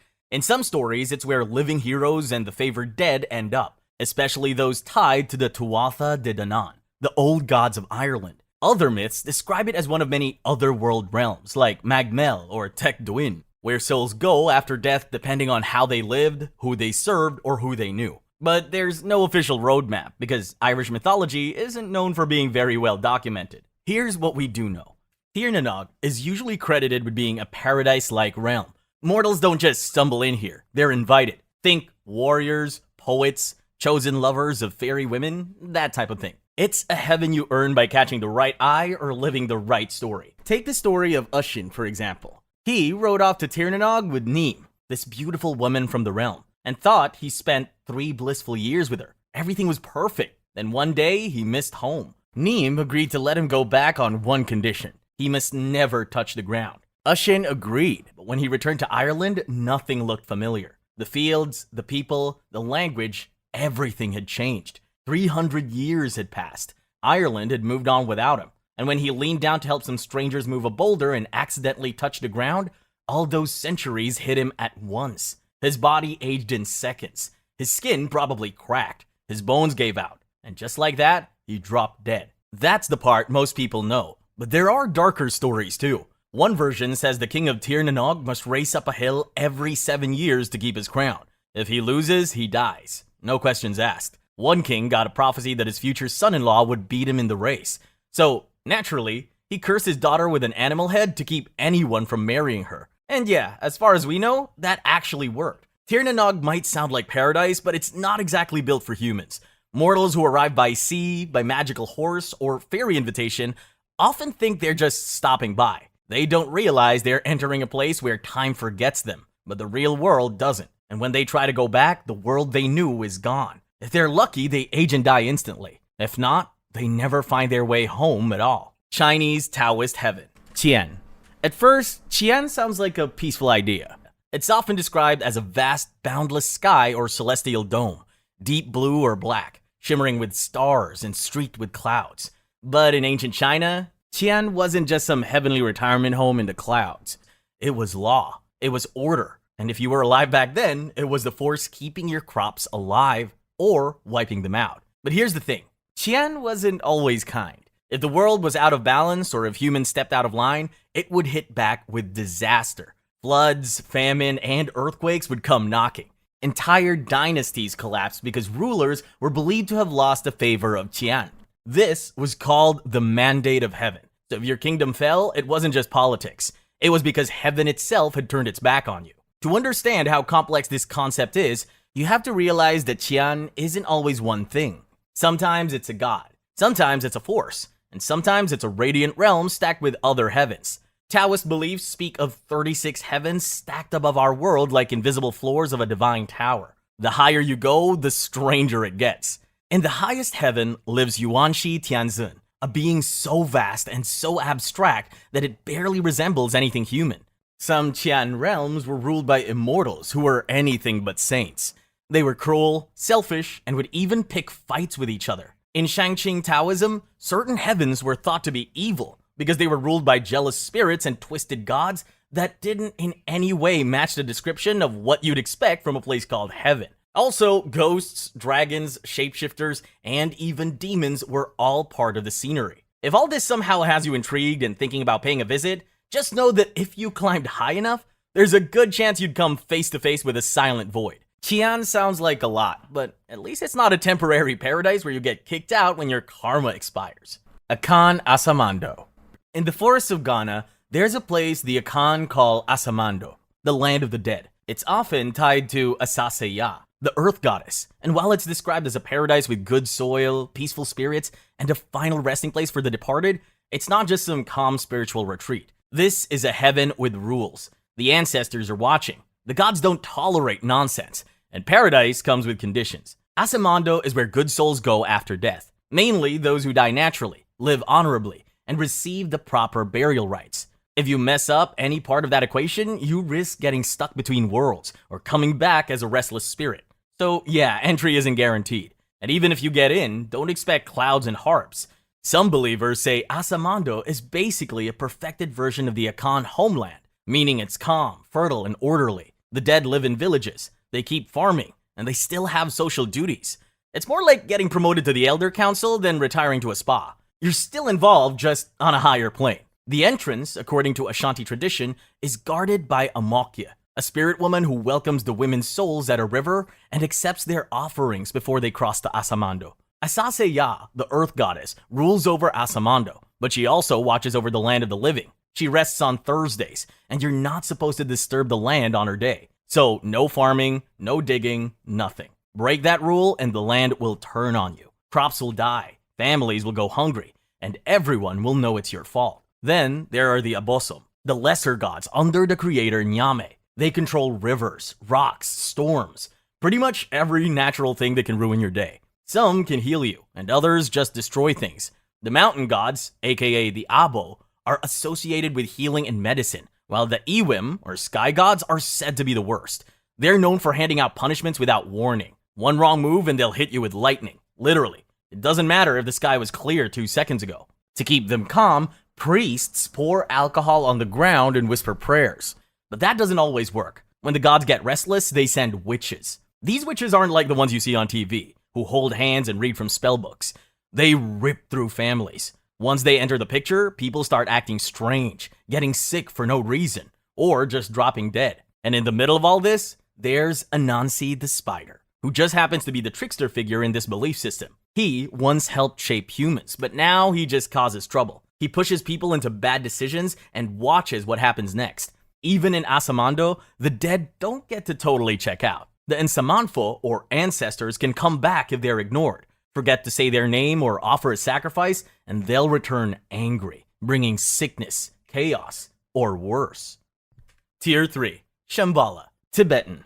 Somewhere in the Himalayas or beyond, past the snow, the silence, and the altitude sickness, there's said to be a hidden kingdom called Shambhala. But this isn't your standard afterlife destination. In Tibetan Buddhism, Shambhala isn't just a place where souls go after death. It's more of a spiritual realm, a higher dimension reserved for only those who've reached a rare level of enlightenment through Kala Chakra initiation. You can think of it as a paradise checkpoint for advanced practitioners who mastered the Kala Chakra teachings. Getting in requires more than just dying with good karma. You've got to do the spiritual homework too. On the surface, it sounds like a spiritual jackpot, a land of pure light, enlightened beings, and ultimate wisdom, where the future Buddha, Maitreya, is said to be waiting with an army strong enough to steamroll the world. But hey, the army isn't coming for you, so it's not so bad, right? Wrong. According to the Kala Chakra prophecies, the end of the world doesn't begin with a comet or a plague. It starts when human greed, lies, and non-stop war choke the planet. That's when the last king of Shambhala will ride out with great force. The sky will darken, armies will march, and evil will be wiped off the face of the earth. Not exactly peaceful monk behavior. It's not really clear whether or not the souls who've made it into Shambhala at this point will participate in the war. The truth is, peace exists here, but only if you obey. That hasn't stopped people from trying to find it though. Over the centuries, Shambhala has attracted a weird crowd. There have been monks hoping to unlock higher wisdom, which makes sense. But then there were also Nazis who thought they could weaponize it, and Soviets who wanted to turn it into the blueprint for the perfect communist warrior. Even now, people still hunt for it, claiming it's buried somewhere in the Altai Mountains or deep in the Himalayas.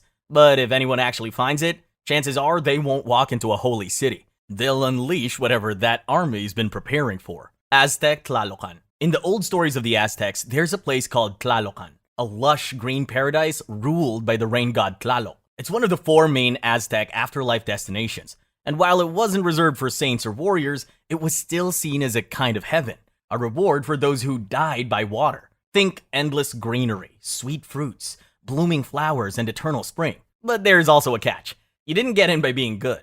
You had to die the right way, by drowning, lightning strike, or some kind of water-related disease. As long as your death involved water, congratulations, you've qualified. Once your body starts rotting in the mud, your soul doesn't float upward like in the movies.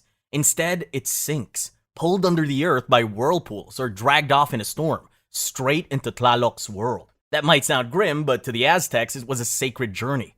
Water was life, and dying through it meant you were chosen to be part of nature's eternal cycle. But this paradise wasn't quiet or calm. It was alive. The winds in Tlalocan were by no means peaceful breezes. They carried the voices of the dead. In storm caves, the god of the winds and his helpers, a team of black toads, sit around cauldrons, cooking up weather. The result is something called mal aires, evil winds that drift into the world and bring sudden sickness or death. They also served as signs, punishments, or messages from the divine. If you headed south, you'd find a boiling spring in a cave that's home to a giant worm with flaming spit. It tunnels through the earth, and its saliva melts the ground. Yes, it sounds insane, but in Tlalocan, even monsters had a role in the divine order. If you decided to head east instead, you'll find a black lake made of endless tears.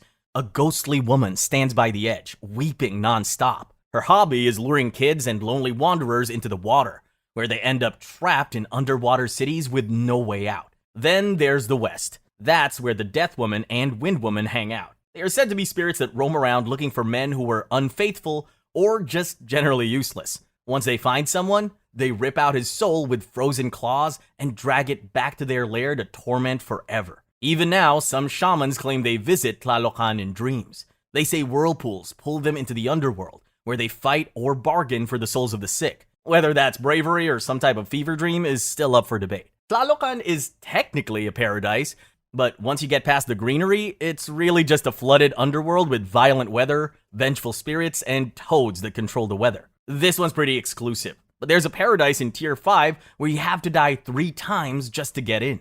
Slavic Viraj. Viraj was the Slavic version of heaven, or at least the nice version where you could end up after death. People believed it was located somewhere in the heavens or beyond the sea at the Milky Way's end. Birds flew there in the winter, and apparently so did souls. It was said to be warm, lush with trees, basically eternal vacation weather. But getting in wasn't easy. You had to be cremated first. Fire was believed to be the only way to crack open the barrier between worlds, with the rising smoke acting like an elevator for your soul. That was the general idea anyway. Some stories said the soul flew like a bird. Others claimed it spun through some cosmic whirlpool. Slavic thinkers couldn't agree on the fine print. They also debated whether Viraj was a final stop or just a layover before reincarnation. So, depending on the source, you either stayed forever or eventually got recycled. At the gate of Viraj stood Veles, the god of everything people typically avoid: death, livestock, snakes, and the underworld. He guarded the entrance, sometimes appearing as a Raro, a fiery bird clutching the keys to the other worlds. Behind him, or beside him, depending on who's telling, stood a giant cosmic tree connecting heaven, earth, and the realm below. Souls were believed to live in its branches, but only if you made the cut. As time went by, Christianity entered the mix, and Viraj was split into two realms. The upper realm was light, peaceful, and everything you'd hope for in the afterlife. But the lower version? That's where things got grim. Tucked deep in the roots of the cosmic tree was a dark and shadowy version of Viraj that was cold, snake-infested, and packed with rot and suffering. Some say it had dead things biting other dead things. You get the idea. Over time, this lower Viraj started blending into Nav, the Slavic underworld.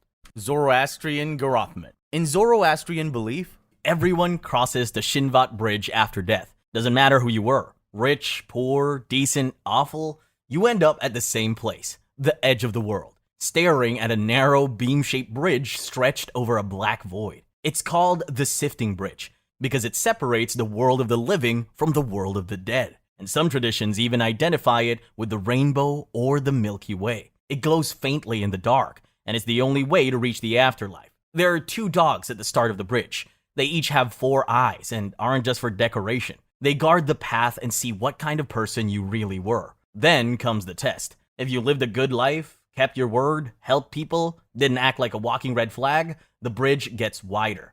You're met by your Dinah, which is basically a spirit representing revelation. She appears as a calm, glowing woman, and her role is to walk with you, reassure you, and lead you toward the house of song. That's where good souls go. It's peaceful, there's music, and you're surrounded by light. According to Zoroastrian texts, it's a place where the soul lives in truth, alongside Ahura Mazda and other righteous spirits, forever. But if you lived selfishly, lied, cheated, or just made life miserable for everyone else, the bridge narrows to a razor's edge. Walking it becomes almost impossible. Then the punishment kicks in. A demon called Chinafapas waits underneath. It doesn't talk or ask questions. It just grabs you and yanks you off the bridge. When that happens, you'll fall straight into the House of Lies, a place reserved for the worst people. It's not a metaphor, by the way. You literally drop. Zoroastrians believed that 3 judges were involved in the process: Mithra, or covenant, Sraosha, or conscience, and Rashnu, or justice. They look over everything you did in life, and then decide if you go forward or drop off the edge forever. Some accounts describe the Shinvat Bridge as being faintly visible on the night sky, stretched across the Milky Way like a narrow band of light. Observers claimed you could watch it and imagine who was making it across and who wasn't. But whether that's true or not, it doesn't really matter, because everyone crosses eventually. Tier 4. Hindu Svarga. In Hindu cosmology, Svarga is one of the heavens. It's not the highest, and it's definitely not the final stop. It's more like a nice break between lives, if you earned it. The rules are simple. Do enough good in your last life, follow Dharma, win a war, make some serious offerings, and you get in. What happens next is textbook paradise. There's endless food, music that never stops, and celestial women called Apsaras who exist solely to entertain. And then comes the problem. Everything in Svarga comes at a cost. Every bite, every song, every dance with an Apsara, it all chips away at your punya, the spiritual merit that got you through the door. You eat punya by doing things like offering hospitality or performing sacrifices.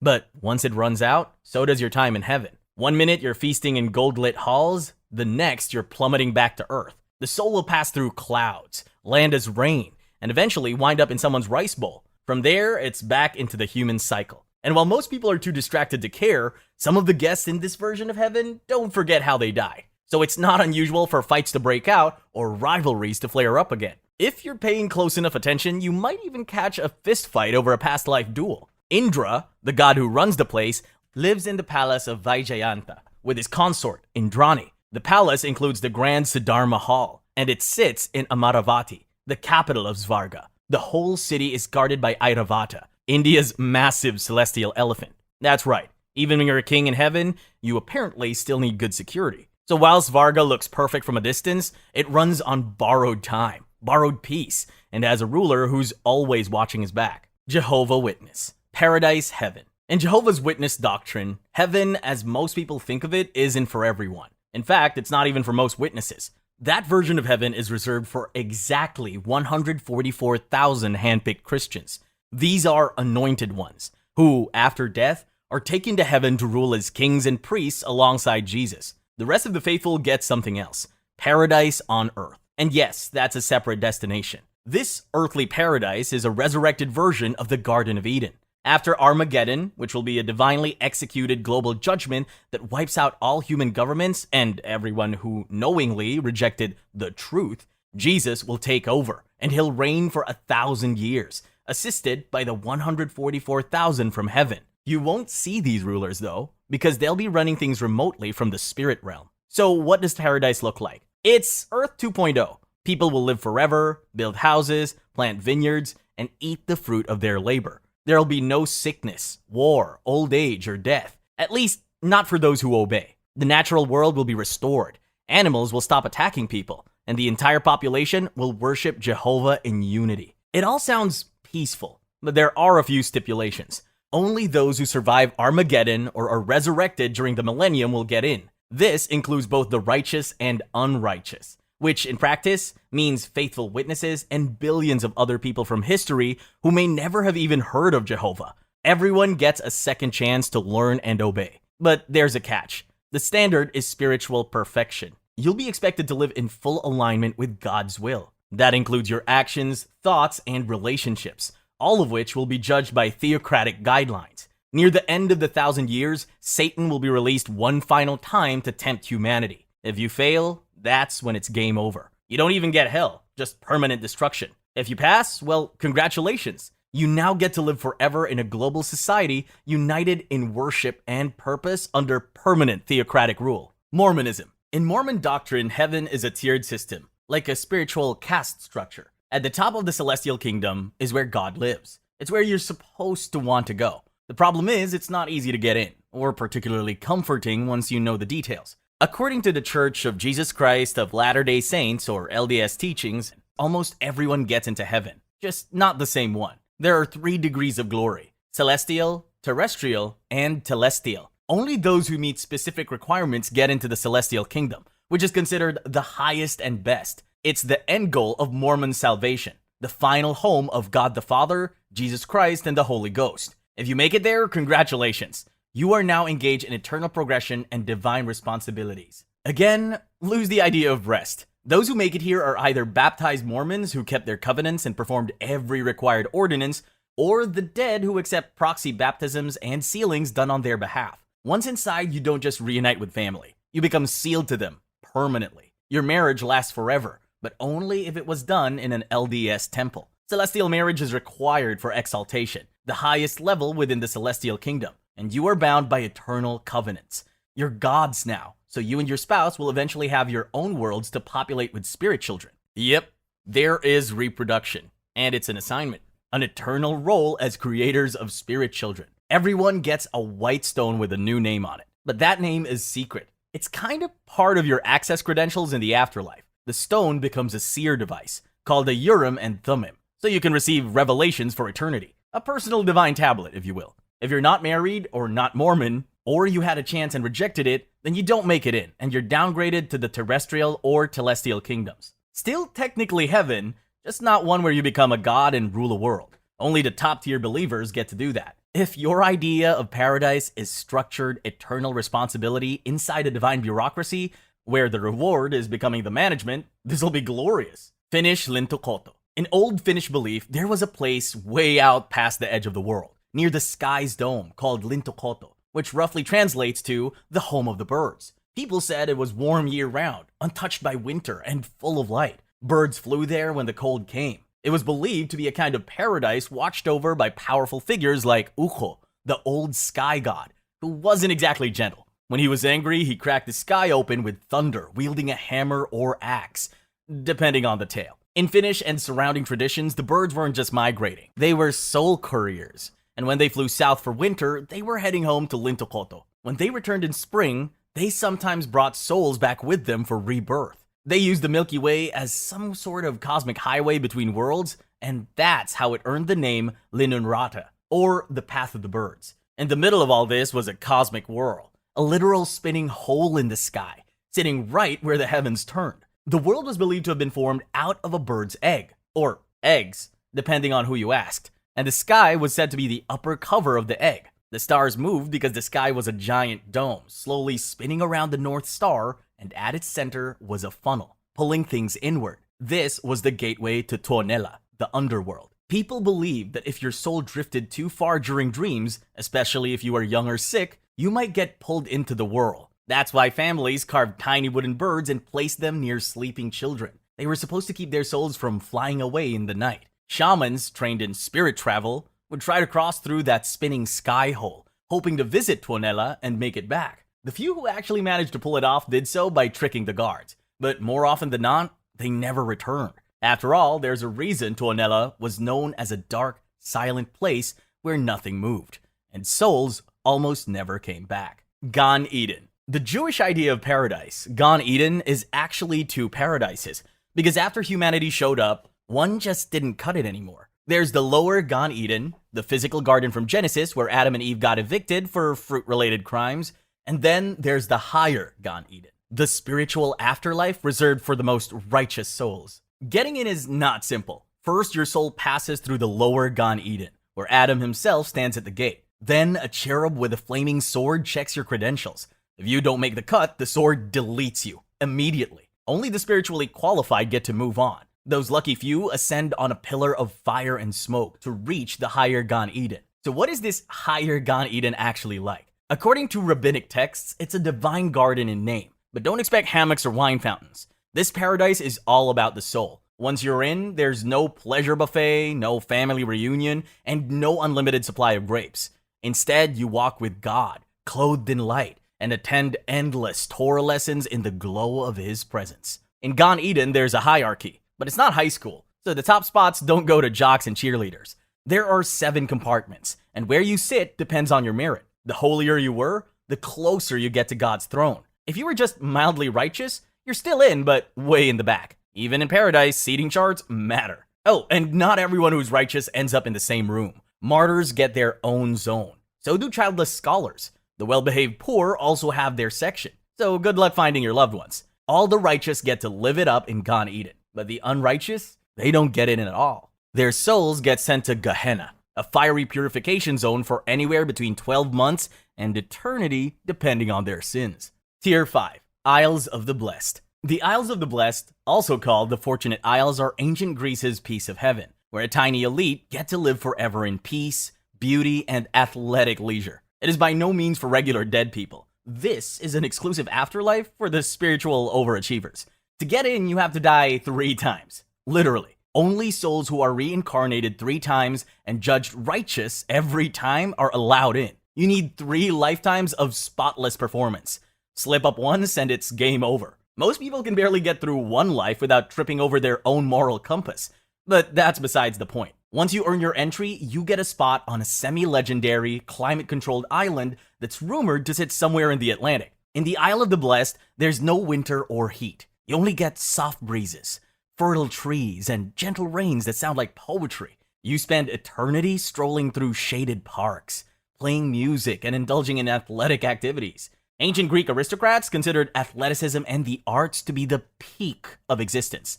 So, obviously, it had to feature in paradise. The philosopher Pindar later shrunk these islands down to just 1, maybe for budget reasons, or just so everyone could hang out together. Later writers, like Lucian of Samosata, eventually mocked the whole idea by portraying the dead heroes there as bickering has-beens, squabbling in courtrooms, and gossiping like bored pensioners. The isle's shores remain pristine, unlike earthly beaches where Pliny noted sea monster carcasses might wash up, which is what happens when your heaven is still technically a beach. So to recap, this heaven is an elite island resort for the morally pure who pass the reincarnation test 3 times in a row. There's no violence or chaos, just eternal cardio, harp music, and the occasional sea beast corpse. If you want to get in, live well, then do it again, then again. And you can never mess up. It's perfect for you if you're flawless and super into throwing sports. Norse, Folkvanger. Folkvanger is the lesser-known Norse warrior heaven that sits in the shadow of Valhalla, which gets all the press. But this one is run by Freya, a fertility and war goddess who also claims half the dead from every battle. The other half go to Odin, but Freya gets first pick when they split the corpses. Folkvanger literally means field of the host, or people field, which is poetic shorthand for a war graveyard. According to the Poetic Edda and Prose Edda, this is where Freya brings her chosen warriors after they die. She houses them in her hall, Sessrumnir. That name means seat room, or many seats, and it's a really crowded one. There's no description of what happens inside, but it's assumed to be something like Valhalla. Endless feasts, combat training, and preparing for Ragnarok, the Norse end of days. Folkvanger is odd for a few reasons. First, the fact that it exists at all. Norse myth had already given fallen warriors a place to go, Valhalla, so why split the dead? Scholars think it might come from different traditions mashed together, or reflect separate devotees to Odin and Freya. Either way, the result is a cosmology where paradise is militarized, overcrowded, and apparently gendered. Freya also seems to accept noble women who die tragic or voluntary deaths. Starving yourself in grief, like the woman in Egil's saga, might get you in. So will hanging yourself in a sacred hall, like the dame in Hervara's saga. Much like Valhalla, there's no promise of peace or comfort in Folkvanger. You're still a soldier and possibly also training for a war that hasn't happened yet.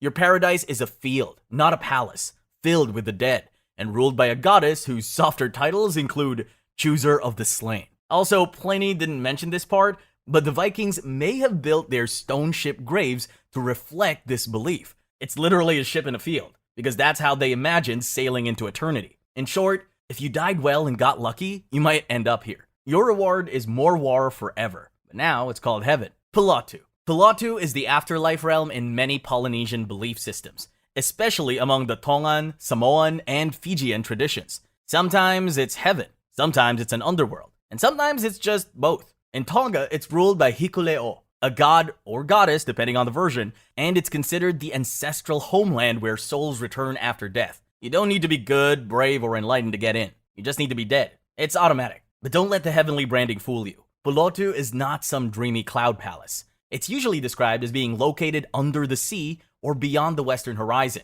in a place that's warm, dark, and quiet. In some traditions, it's lit only by ancestral fire or moonlight, and the dead just exist. There are no feasts or sparkling robes here, just the calm, eternal company of your ancestors in a place that feels like a mix between a sacred cave and a foggy memory. Unlike many of the heavens you've seen so far, getting into Pilatu is pretty straightforward. You die, your soul detaches, and it travels, sometimes by canoe, and sometimes by spirit path to Pilatu, where it settles in with the rest of your bloodline. Some versions claim Pilatu has levels or zones, especially for chiefs and high-ranking souls, though that hierarchy feels more cultural than divine. Either way, there's no guarantee of peace, and definitely no way out. The only real upside is that you're not stuck haunting the living. You can be thankful for that at least. Tonatiuh-Ichan. Tonatiuh-Ichan, or House of the Sun, was the Aztec heaven for people who didn't just die. They earned it. We're talking warriors who died in battle. People sacrificed to the sun god Tonatiuh. And, this is real, women who died in childbirth, because pushing out a baby was considered just as heroic as killing someone in war. According to Aztec belief, the sun god Tonatiuh needed constant nourishment in the form of blood and sacrifice to keep moving across the sky. Those who died in service to this cosmic duty were rewarded with entry into his domain. Tonatiuh-Ichan was located in the eastern sky, and once you made it, you didn't get a cloud bed or a harp. Instead, you would have to join the sun's entourage, riding shotgun as it blazes across the sky. After that service, you wouldn't get to stay in Tonatiuh-Ichan forever. Instead, your soul would return to Earth in the form of a hummingbird or butterfly. Both creatures were associated with warrior spirits and the presence of the dead, so it was an honor. That said, if your afterlife goal was eternal praise and front row seats to the apocalypse engine, look no further.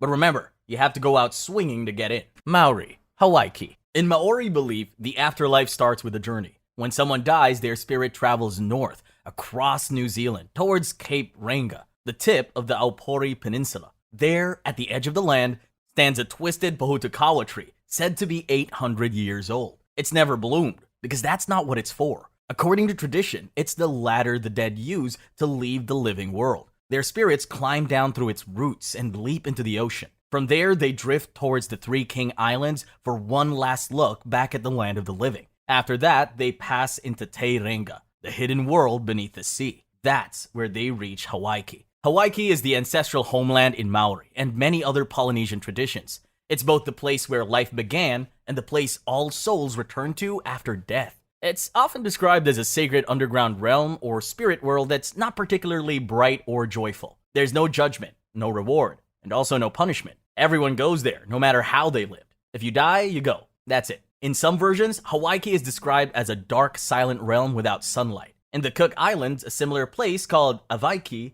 is said to be dark when it's daylight here. So while it's not a place of torment, it's also not paradise in the usual sense. You get reunited with your ancestors, but there's no promise of happiness or rest. Traditionally, spirits were supposed to stop at a sacred spring called Te Waiora Atane, which means the living water, to purify themselves before entering the afterlife. That spring was later buried during colonial development, and locals say the water moved. Today, it still seeps from the rocks far below the cliff, out of reach. Vaikuntha, Hinduism. Vaikuntha is one of Hinduism's most prestigious versions of heaven, specifically the personal realm of Vishnu, the supreme deity. It's described as a flawless, eternal paradise located far beyond the material universe, where time, death, and suffering no longer exist. Think gated community for perfected souls, minus the HOA fees. So who gets in? Only the spiritually elite who've surrendered themselves to Vishnu and shown him pure, unwavering devotion. You can't bribe your way in.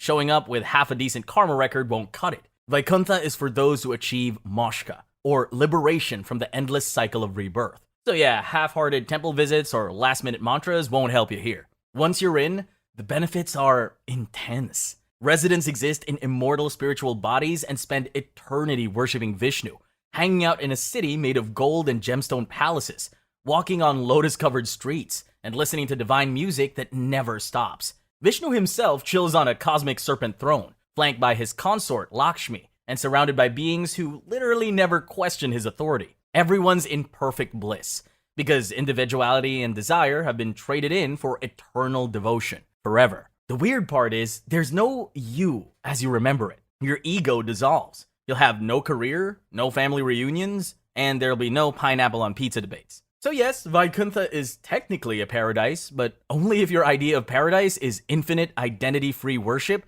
in a realm where nothing ever changes and nobody ever argues. You either love it, or you weren't getting in anyway. Baltic, Otherworld. The Otherworld isn't a heaven or hell. In a way, it's both and neither. In ancient Baltic and other Indo-European traditions, it's the destination for all souls after death, no matter how they lived. There's no judgment, no rewards, and no punishments.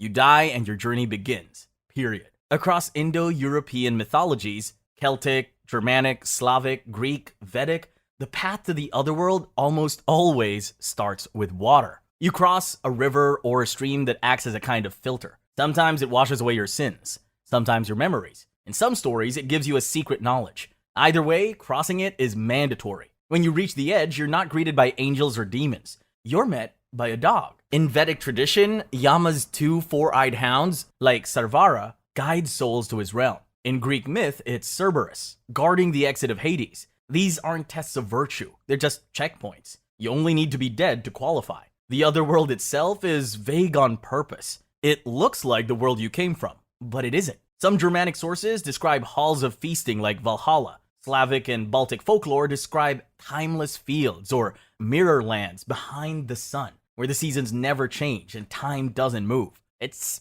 not painful, but it's not joyful either. It just is. There's not much information on rituals to guarantee access or even temples or prayers to speed you along. You simply arrive. You might lose your name, but you might also gain prophecy or strange wisdom. So yeah, some heavens are paradise, some are strange, and some, yeah, maybe we were never meant to understand them at all.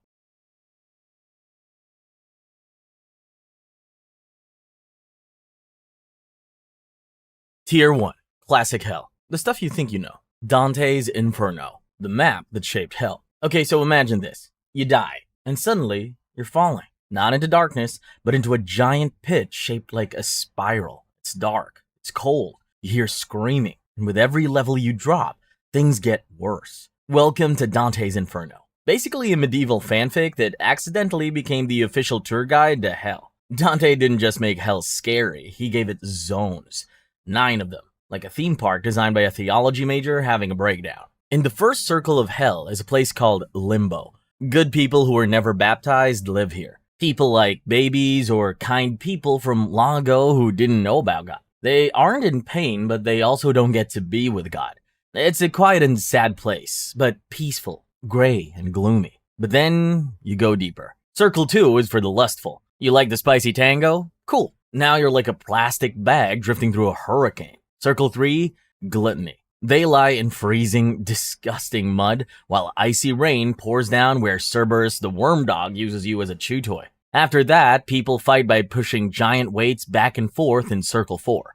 Forever. No point, no winner. Just endless struggle. Circle 5 is wrath. You either drown in rage or stew in silence. Either way, you're marinating in your own bad vibes. And it only gets darker. In Circle 6, people who rejected religion are locked in burning tombs. Circle 7 is for violence. It's choose your own atrocity. Killers, boiling blood jacuzzi. Suicidal, become a haunted bleeding tree. Blasphemers, grilled via fire rain. Delightful. Circle 8 is for liars, cheaters, and fakers. Think scammers, corrupt leaders, and people who acted holy but weren't. They get boiled, whipped, smashed, and worse. At the very bottom are for the worst of the worst. Circle 9 for traitors. But it's not hot. It's frozen solid. The biggest sinners are trapped in ice forever. And in the very center of it, there's someone who is stuck and crying. And he's Satan himself, with 3 faces, chewing on the worst traitors in history. Judas, Brutus, and Cassius, like their eternal snacks. Creepy, right? But here's the wild part. This version of hell basically became canon. Every movie, cartoon game, you've probably seen Dantes' influence without knowing. It wasn't just a story. It became a blueprint for what hell looks like in our heads. And they said writing fanfiction won't get you anywhere. And now we're gonna dig into a version of hell that doesn't care about poetry. It just wants you to burn forever. Let's look into fire and brimstone. Christian Gehenna. Alright, so picture this. You're standing at the edge of a giant pit. It's not just deep, it's glowing. Orange, red fire everywhere. The heat hits your face. You hear people screaming. You smell burning, but it's not wood. It's skin. This is the fire and brimstone hell. This is the version of hell that became pop culture's favorite. The lava pool, the pitchforks, the whole burn forever vibe. This version is inspired by parts of the Bible and the Gospels and Revelation, where hell is described as a place of fire and judgment. Some verses say it's a place made for the devil and his demons, but people who reject God can end up there too. And get this, you don't just burn once. You burn, regenerate, and burn again, over and over, with no escape, ever. Back in the day, preachers used this to scare people into being good. They wanted fear, because they thought fear would keep people from doing bad stuff. One famous preacher, Jonathan Edwards, even gave a whole sermon about how people are like spiders hanging over a fire, and God's just holding the web. But not everyone agreed with this super intense version. Some Christians believe hell isn't forever, or that it's more like a place where you just stop existing completely. Others say it's not a place at all. It's just being cut off from God. But the fire and suffering model, that's the one that's stuck. Because nothing scares like skin-melting fear. Movies, metal songs, memes, this hell is everywhere. And honestly, it works. But who's running the furnace? Who's smiling while you roast? Let's just say red suit, horns, PR team from hell. Yeah, he's next. The devil as tormentor. Is he running hell or just trapped in it? Alright, now let's talk about the devil. You know the image. Red skin, horns, pitchfork, and laughing while people burn. He's the boss of hell, right? Well, not exactly.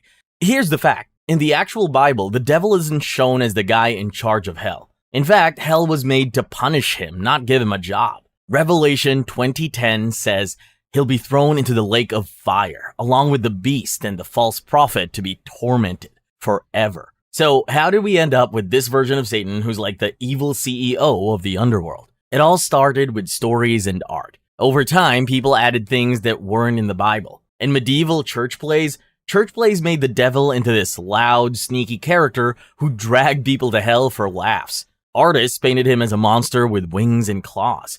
Writers gave him lines like, better to rule in hell than serve in heaven.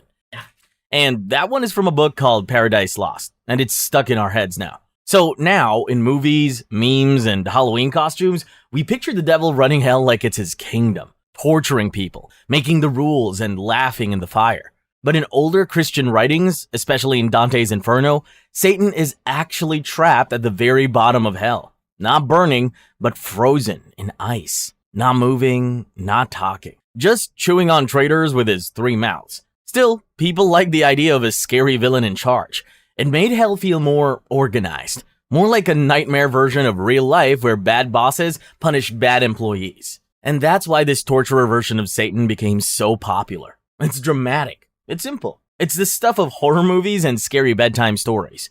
Even if it's not what the original texts say, the image is so powerful that it keeps coming back. But here's the creepy part. Not everyone in hell is screaming or getting burned or frozen. Some are just waiting. No fire, no demons. Just an endless feeling of not good enough. That's what limbo and purgatory are. Limbo and purgatory. Here, people just wait for a really, really long time. Let's start with limbo. Imagine a place where nothing really happens. No fire, no pain, but also no joy, no light, no God. Just this quiet, endless space where souls float in sadness. That's limbo. Limbo isn't found in the Bible. It was developed by medieval theologians like St. Augustine and later Thomas Aquinas to solve tricky questions. Like, what happens to unbaptized babies or good people who didn't even have a chance to believe in Jesus? So they made this place called limbo. It's not punishment, exactly. It's more like eternal timeout. You're not being tortured, but you'll never see the light either. You're just stuck forever. But what about purgatory? This one's actually part of Catholic belief, and it's kind of like spiritual rehab, but with fire. Here's the idea. Some people die with sins that aren't bad enough for hell, but they're not 100% ready for heaven either. So God gives them a chance to be cleaned up. That place is purgatory. And yeah, it's not fun. People in purgatory go through pain, but it's not punishment. It's more like a painful detox, a spiritual washing machine. You suffer for a while, maybe even a long while, but eventually you get to move on. You'll graduate to heaven. In old stories, this process can be super intense. People get burned by spiritual fire. They're forced to climb mountains, and most of them cry out. In Dante's Purgatorio, the proud souls carry giant stones to humble themselves. The jealous people have their eyes sewn shut, and the slothful are forced to run endlessly. But here's the difference in purgatory. You have hope. You know you'll get out someday. That's what makes it better than hell. Still, both are pretty eerie. These aren't places of screaming or blood, but they are emotionally disturbing. You're not bad. You're just not good enough. And that hurts in a whole different way. But if you think these systems are strange, wait until you see a hell that doesn't wait for you to improve. It doesn't guide, forgive, or hold your hand. Because in the world of Islamic Jahannam, there are no second chances. Tier 2. Divine Justice Systems. Islamic Jahannam. In Islam, hell is called Jahannam, and it's not just a pit of fire. It's described as having multiple levels, with 7 levels deep, each one worse than the last. The Quran describes Jahannam with fire, scorching winds, chains, boiling water, and guardian angels of punishment. But what really makes it stand out is how detailed it is. It tells you exactly what happens, who it happens to, and how long it goes on. The idea is that everyone dies and stands before God for judgment. Every act is recorded, every lie, every betrayal, and every cruelty. It doesn't punish the wrong person. It knows what you did, and it gives you exactly what you earned. If your good deeds outweigh your bad and you believed in God, you may be saved by God's mercy. If not, like if you rejected the truth, hurt others, ignored warnings about Islam,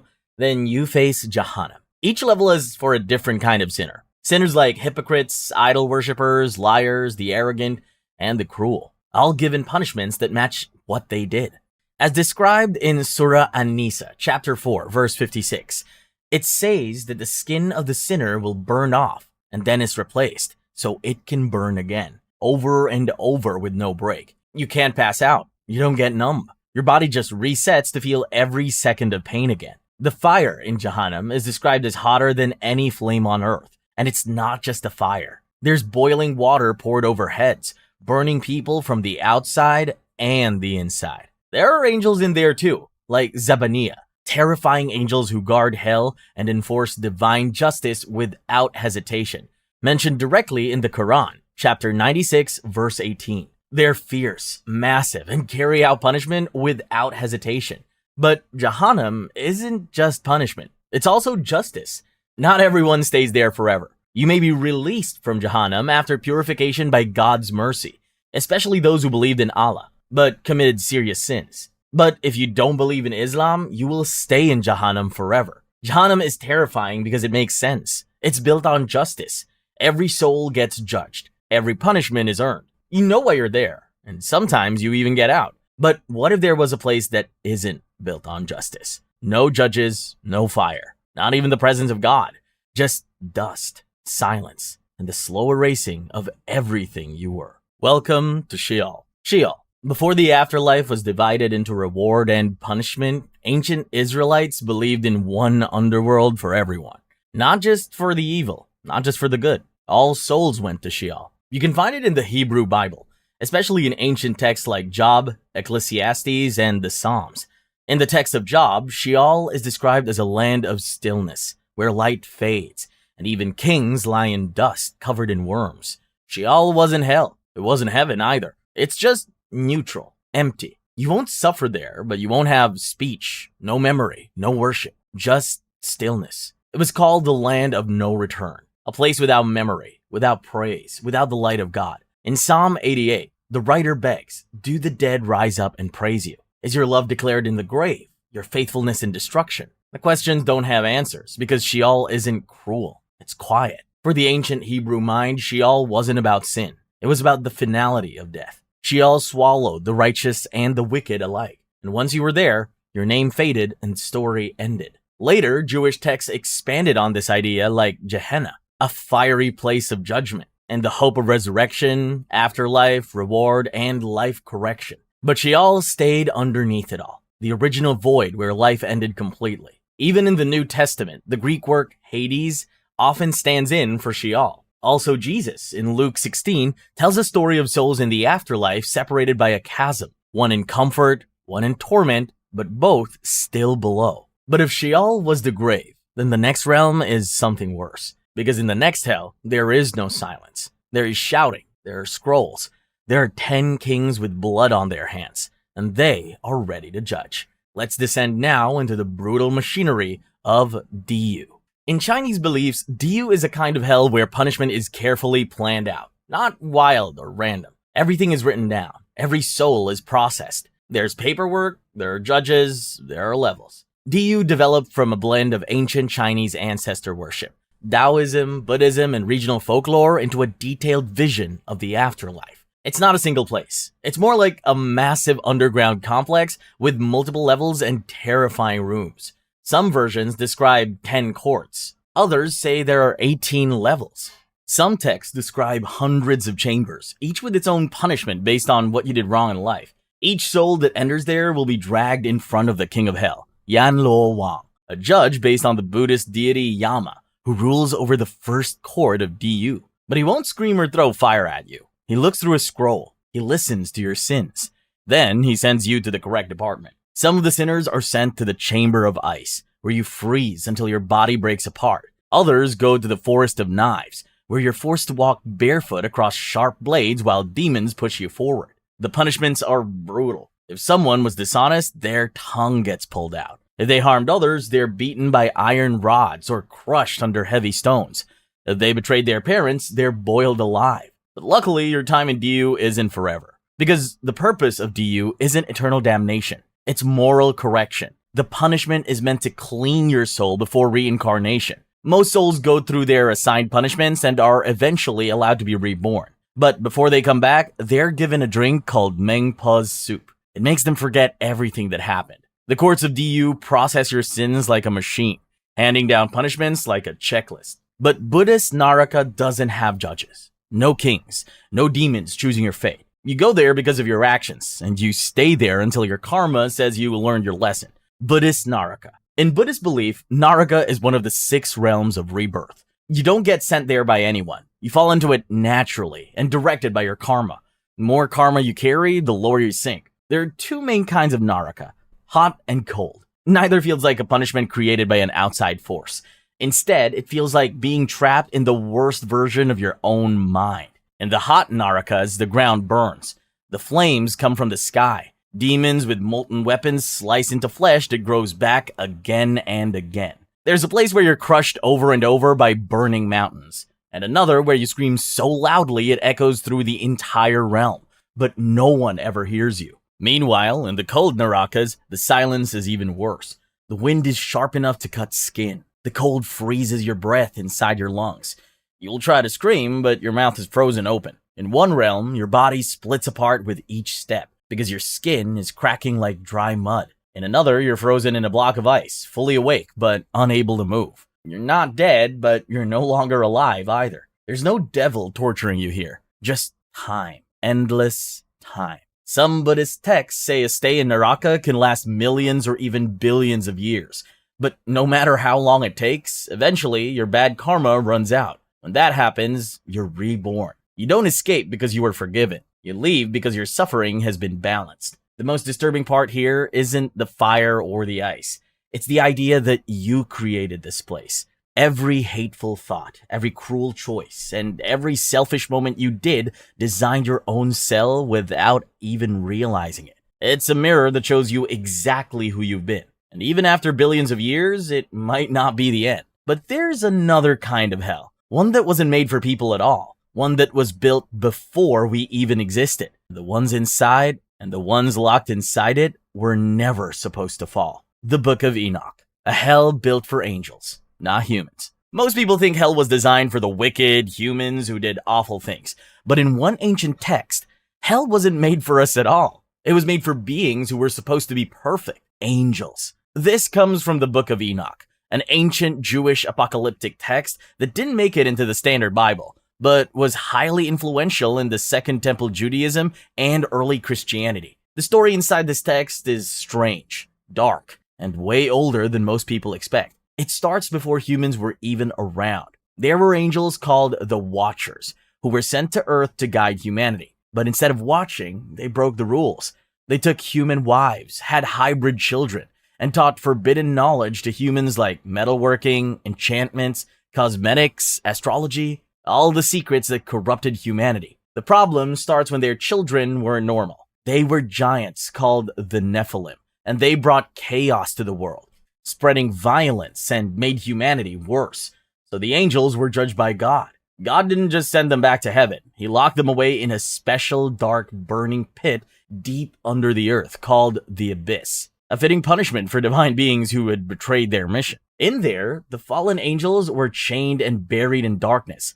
Some stories say they were sealed under mountains or deep inside earth, awake and waiting for their final judgment. Their punishment is isolation, knowing they could never return, never be forgiven, never forget what they did. The disturbing part isn't just the fire or the chains. It's the idea that even higher beings that are supposed to be powerful, brilliant, and eternal could fall and suffer forever for one mistake. And while this vision feels heavy and ancient, what comes next hits even harder, because they're built just for you, and they're shaped to match your fears, your failures, your pain. Not metaphorically, literally. They're personal. Tier 3. Mythological and ancient. Japanese Jigoku. While Buddhist Naraka is built by your own karma and eventually will let you go, in Japan, hell doesn't always let go so easily. In Japanese folklore, it's not just a place you fall into. It's a place that might come back with you. This is Jigoku. It comes from a mix of Japanese Buddhism and local Shinto beliefs, shaped by old stories and terrifying art. It is similar with Naraka. There are hot hells and cold hells, and the suffering is based on the bad things you did in life. But Jigoku adds something extra. Oni. Oni are demons. Big, red or blue, with horns, claws, and clubs. They don't just punish souls. They chase them, beat them, tear them apart. They're the ones pushing people into rivers of blood or onto mountains of needles. Sometimes they boil souls alive. Other times they rip them into pieces, only for the bodies to snap back together and start again. In many stories, there are 8 hells, each with 16 sub-hells. That's over 100 unique ways to suffer. There's a hell where sinners are crushed between rocks, one where they're flayed alive, another where the ground is made of red-hot iron, and every step burns through to the bone. But Jigoku doesn't always end after death. There are legends of living people catching glimpses of it. Some say that if you live a deeply evil life, you might see flames in the mirror, or shadowy figures waiting in your dreams.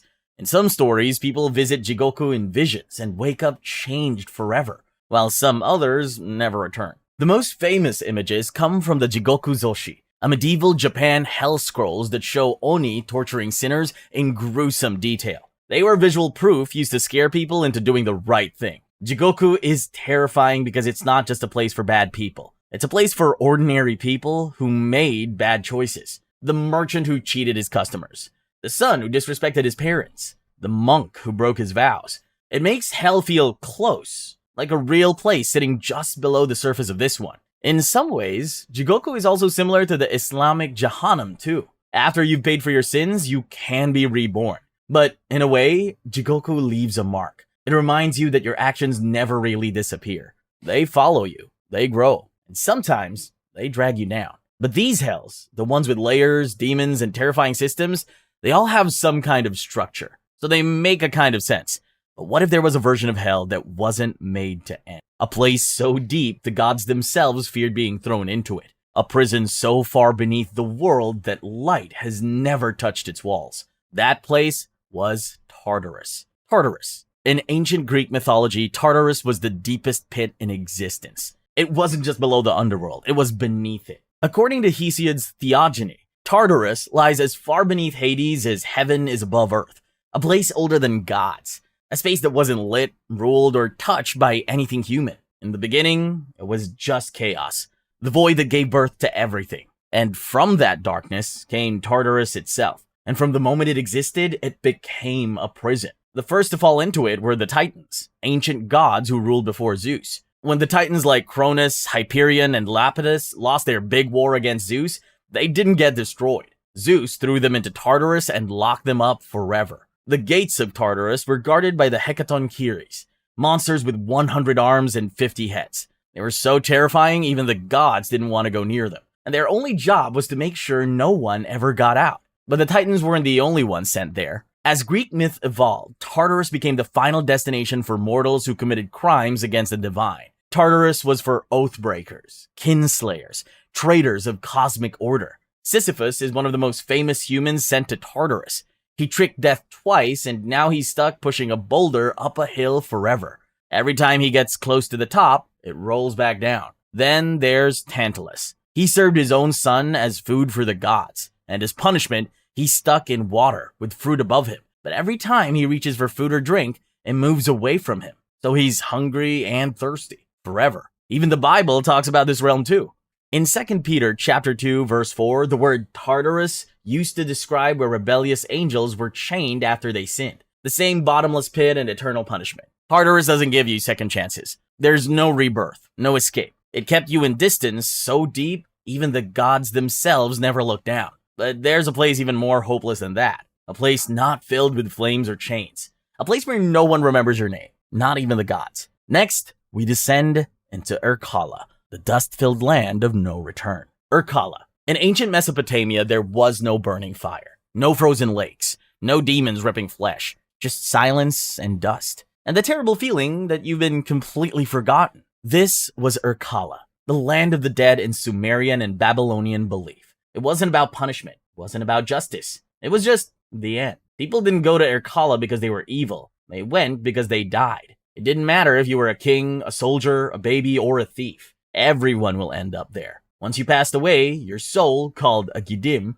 traveled down into the earth and entered this gray, empty underworld. Irkalla is used by a goddess named Ereshkigal. She sat on her throne in the shadows, while the souls of the dead wandered aimlessly, chewing dust, with no voice and no light. There were no rewards for being good, no punishments for being cruel, just a long, endless existence in the dark. There were 7 gates to enter Irkalla, and at each one, something was taken from you. Your clothes, your jewelry, your identity. By the time you reached the bottom, you were nothing. You were just another pale shadow in the crowd. In some myths, even the gods were terrified of this place. The goddess Inanna once tried to visit Irkalla. She tried to and went through the gates, but she still lost everything and was trapped in there. Her body hung on a hook. Her skin turned green. and she couldn't escape until someone else took her place. That's how serious this underworld was. Even divinity couldn't cheat death without a price. What made her call us so disturbing wasn't violence, it was the emptiness, the complete lack of meaning. No one remembered you. No one prayed for you. Your name faded, and eventually, so did you. You weren't punished because you were bad. You were forgotten because you were no longer useful. It's the type of hell that doesn't scare you at first until you realize what it actually means. And it wasn't the only one like this. The Norse had their own version of frozen land ruled by someone half alive, half dead, where the cold wasn't just a temperature, it was a warning. A place where warmth, joy, and memory had all frozen over. Hell. The Norse believed that if you died in battle, your soul could go to Valhalla, a giant golden hall for brave warriors. But that was only for those who died in battle. But if you weren't a warrior, if you were a farmer, an elder, or just died from sickness, you went somewhere else, somewhere colder. That place was called Hell, named after the goddess who ruled it. Hell wasn't a monster. She wasn't evil, but she wasn't warm or kind either. She was quiet. Her face was half beautiful and half rotted. Like life and death were frozen together in one body. She ruled a realm that felt more like a forgotten winter than a fiery punishment. It wasn't hell with fire. It was hell with ice. Souls in hell weren't punished. They just stayed in a place where nothing grew and the sky never changed. You wandered through the fog, slowly forgetting what warmth or life ever felt like.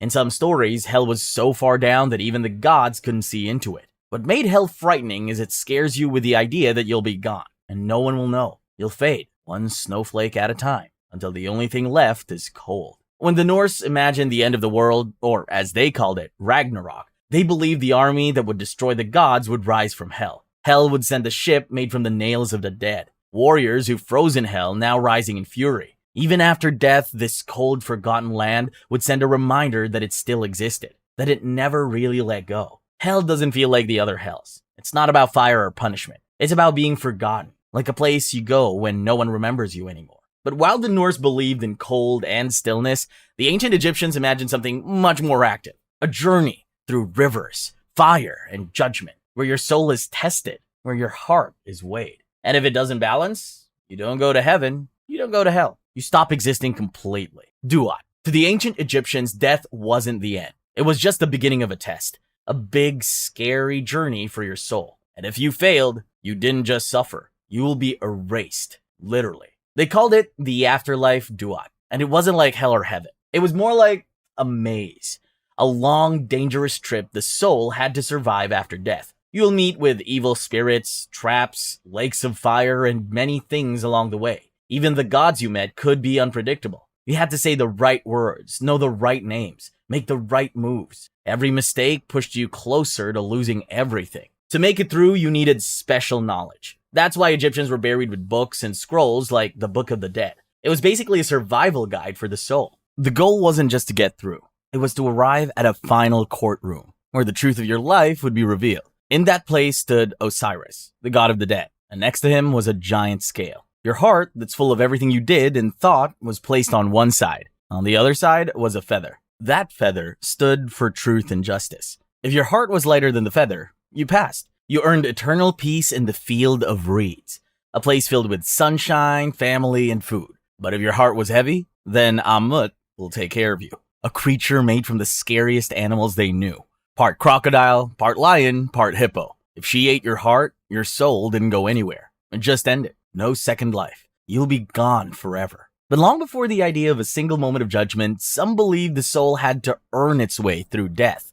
Not by being good or bad, but by surviving something worse than punishment. A journey made of traps, illusions, and fear. The afterlife didn't welcome you. It challenged you. And in one of the most haunting beliefs, the very first thing waiting for you was not a judge or a gate. It was a river. And the river screamed. The river of screaming souls. To the ancient Maya, death wasn't the end. It was a challenge. A long, scary test for your soul. When you died, your soul didn't rise or fall. It descended into a place called Xibalba, a hidden underworld ruled by death gods who didn't care how powerful you were in life. Kings, warriors, and peasants had to make the same journey. And that journey started with a river. The Maya said that Xibalba was surrounded by rivers. One of blood, one of pus, one full of scorpions.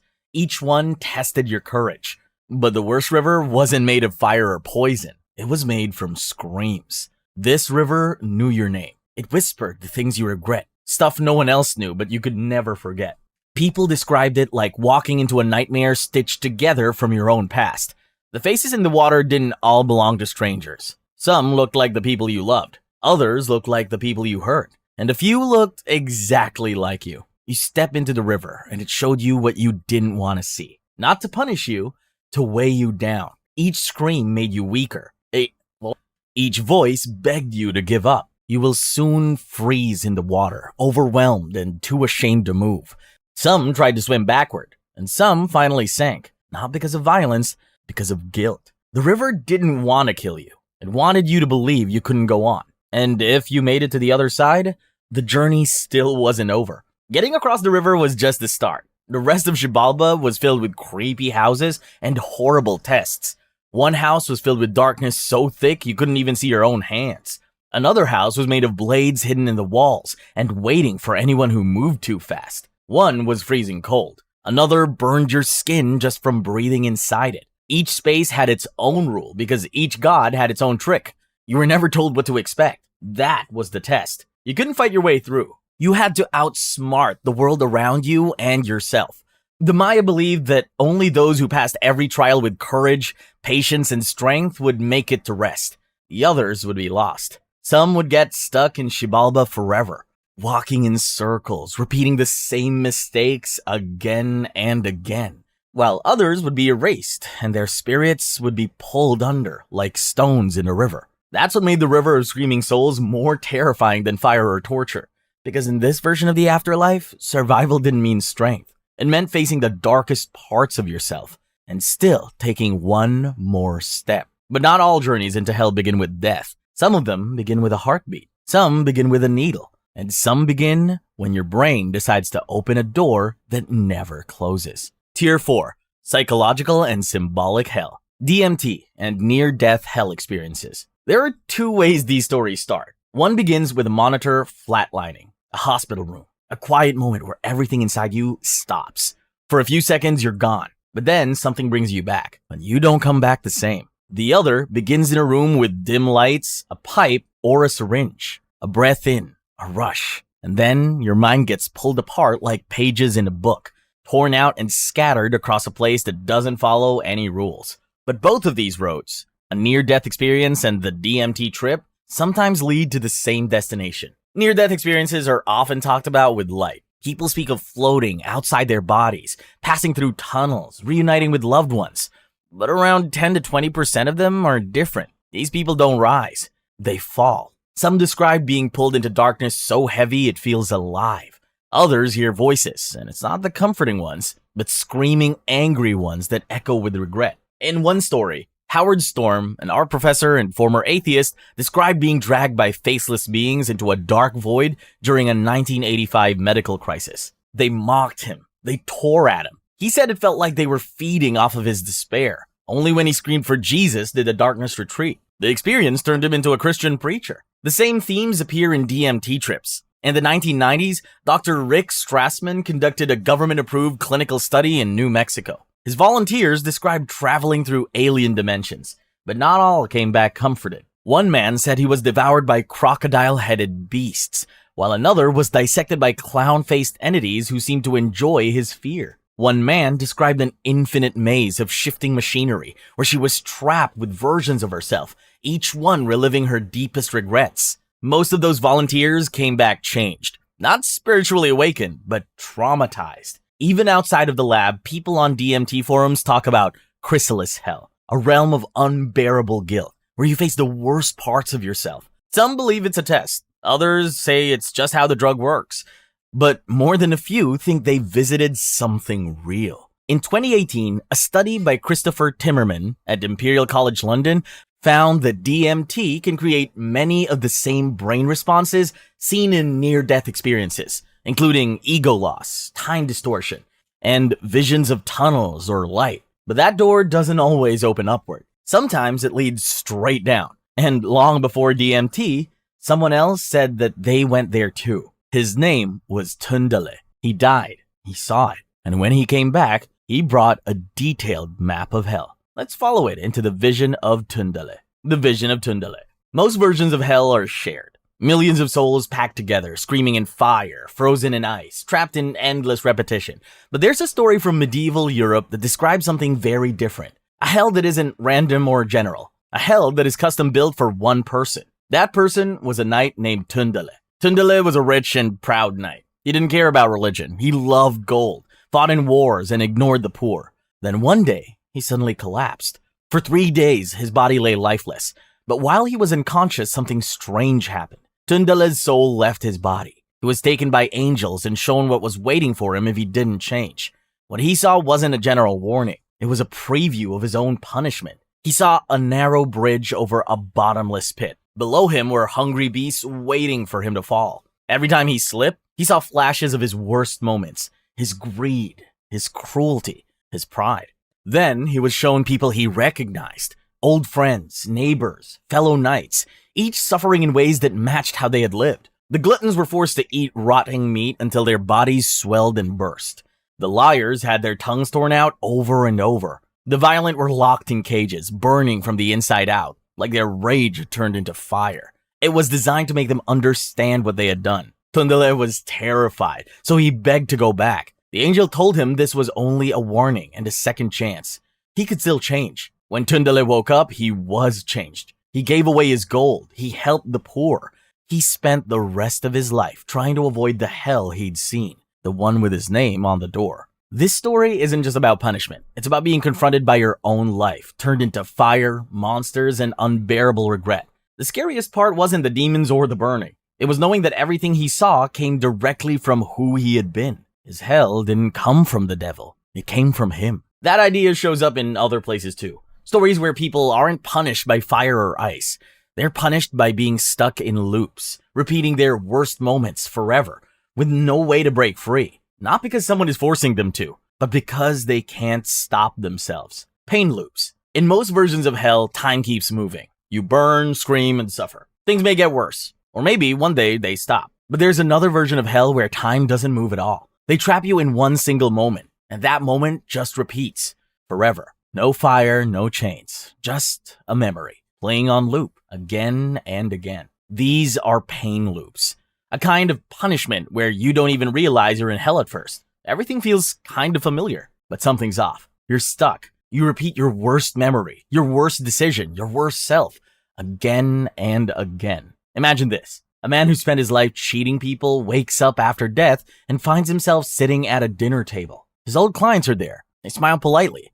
But every time he tries to speak, the table turns to ash. Then it resets. The plates return. The faces smile again.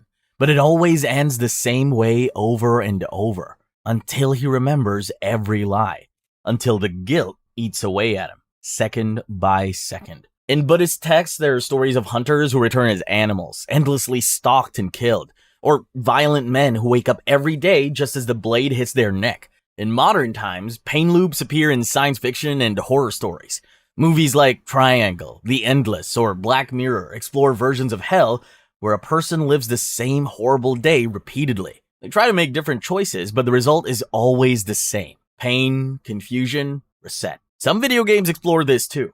A character dies, wakes up in the same hallway, walks the same path, and sees the same ghost staring back. Every time they try to leave, they end up right where they started. That's why pain loops are so scary. You're not being tortured by someone else. You're being haunted by yourself. You just feel the same shame, the same guilt, the same failure, again and again and again. But at least in pain loops, there's a path, a memory to walk, a chance to change. No exit. The hell where you're locked in with yourself. In some versions of hell, there is no path at all. Just a door that shuts behind you and doesn't open again. This is the hell imagined in No Exit. A play written in 1944 by the French philosopher Jean-Paul Sartre. It's not a religious text, but it captured something so terrifying, so personal, that people have used it ever since to explain what psychological hell might feel like. Here's the setup. 3 people wake up in a strange room after death. There are no windows, no mirrors, no clocks. The light never turns off. It looks almost like a hotel lounge with clean chairs and polished floor. At first, they're confused. They were expecting something worse. Flames, maybe, or screaming souls. Instead, they get small talk and awkward silence. But then, the tension starts to build. The three people, Garcin, Estelle, and Inez, all start talking. Each one carries guilt they won't admit. Garcin is a coward who betrayed his friends, Estelle killed her baby, Inez manipulated people until they broke. But none of them want to say it. They always lied and assigned the blame to others. The interesting part is there are no mirrors in the room. They are reflecting each other's sin. They can't stop watching, analyzing, and judging each other. Every word, every look, every silence becomes a weapon. No one can lie for long because someone else will tear the mask off. The longer they stay, the clearer it becomes. This room is hell, and the punishment isn't fire. It's being seen, truly seen. Not just for what they did, but for what they are. At one point, Garcin rushes to the door and opened it, but he doesn't leave. He just stands there, frozen, because even freedom is terrifying when you've been stripped bare. That's when Sartre delivers the most famous line in the play. Hell is other people. But the point wasn't that people are evil. It's that being trapped with people who know your worst self and won't let you forget. This is enough to crush your mind. You don't need a torturer when you've got two people who refuse to look away from your flaws, and you're doing the same to them. A hell with just three people in a room forever. Sartre's hell hits harder because it feels plausible. Like something that could start in a moment of awkward silence and never stop. That idea is terrifying enough on its own. But in the 1980s, a different kind of hell story started spreading. Tier 5. Modern, reported, and urban legend hell. The Well to Hell. This one didn't come from a philosopher. It didn't come from a religion either. It came from a drill site in Siberia. And it made people believe that someone had found the door to hell and opened it. The story began with a group of scientists in the Soviet Union, part of a deep earth drilling project. They weren't just drilling deep. They were trying to break world records, deeper than anyone had ever gone. Over 12 kilometers into the Earth's crust. They passed through rock, heat, pressure, layers that hadn't seen light since the planet formed, and then something unexpected happened. The drill began spinning faster. The sensors glitched. Suddenly, the temperature spiked over 1100 degrees Celsius, way hotter than it should have been. And the thing is, that number wasn't just high. It was impossible, far beyond what the surrounding rock should have produced. So they dropped in a microphone, just to check for sounds underground. The device wasn't supposed to pick up anything strange. It was just there to listen for vibrations or deep movement. What came back changed everything. Instead of rumbling or shifting rock, they said they heard voices, screaming, crying, not one or two, but thousands, maybe millions. No words, no language, just agony, with overlapping layers of panic, grief, begging, and terror. Some voices were high and sharp, others were low and guttural. It didn't sound like a natural event. It didn't sound like wind or gas or echoes. They pulled the microphone back up. Some crew members quit on the spot. Others stayed silent. The lead scientist was said to have refused to ever speak of it again. The recording, however, somehow made its way out of the USSR and landed in the hands of Christian broadcasters in the United States. In 1989, a man named Rich Bueller aired the audio on live radio. The broadcast described the entire event, then played the sound. It was only about 20 seconds long, but in those 20 seconds, people froze in their kitchens, pulled over their cars, called the station crying. The screams sounded too real, too painful, and too human. Listeners flooded phone lines. Some claimed they had nightmares for weeks. Others said they could feel the heat just from listening. The broadcast was replayed across Christian radio networks, presented as proof that hell wasn't a symbol. It was a place. Eventually, fact-checkers got involved. There was no official record of that exact drilling project. The scientists named in the story didn't appear to exist. Audio experts claimed the screams were taken from a 1970s horror film and looped with reverb. So the story was labeled a hoax, but it didn't matter. Once you hear the screams, you stop caring about facts. People didn't stop believing. The idea that hell was underneath us, not in the afterlife, but in the ground, felt more believable than distant clouds or ancient texts. It made hell feel physical, measurable, and reachable. And all it took was a drill, a mic, and a mistake. Even now, the sound clip floats around the internet. Every few years, someone reposts it, and someone hears it for the first time. The story gets told again, slightly changed, but always ending with the same image. A group of men staring down into Earth, listening for something, and hearing something they were never supposed to hear. The Black Iron Prison. The Well to Hell made people feel like something terrifying was hiding deep underground. But what scared others even more was the thought that hell might not be far away or buried deep. It might already be here, and not just around us, but built into the world we live in. This is the belief of Philip K. Dick. He believed the trap wasn't underground. It wasn't locked behind fire or guarded by demons. It wasn't even hidden in the shadows. He believed the prison was everywhere. And worse than that, he believed it had been here the entire time. He called it the Black Iron Prison. This idea didn't come from a story he made up. It came from something he said really happened to him. In 1974, while recovering from surgery, Dick had a strange experience. He said it felt like another version of himself, from a different place in time, had stepped into his body. At first, he thought he was dreaming, but the feeling didn't go away. He started having visions, like fast, clear images of ancient symbols, lost cities, languages he didn't know but suddenly understood. He said he saw the world flicker, just for a second, and behind the surface of reality, he saw something cold and heavy, something that had been controlling everything for longer than anyone remembered. He described it as a massive system, not one you could see or touch, but one you could feel if you paid attention. He believed it worked like a cage made of thoughts. It kept people inside by convincing them they were already free. The prison was made of rules that never changed. People were born, grew up, went to work, paid bills, and died without ever asking what the system was built for.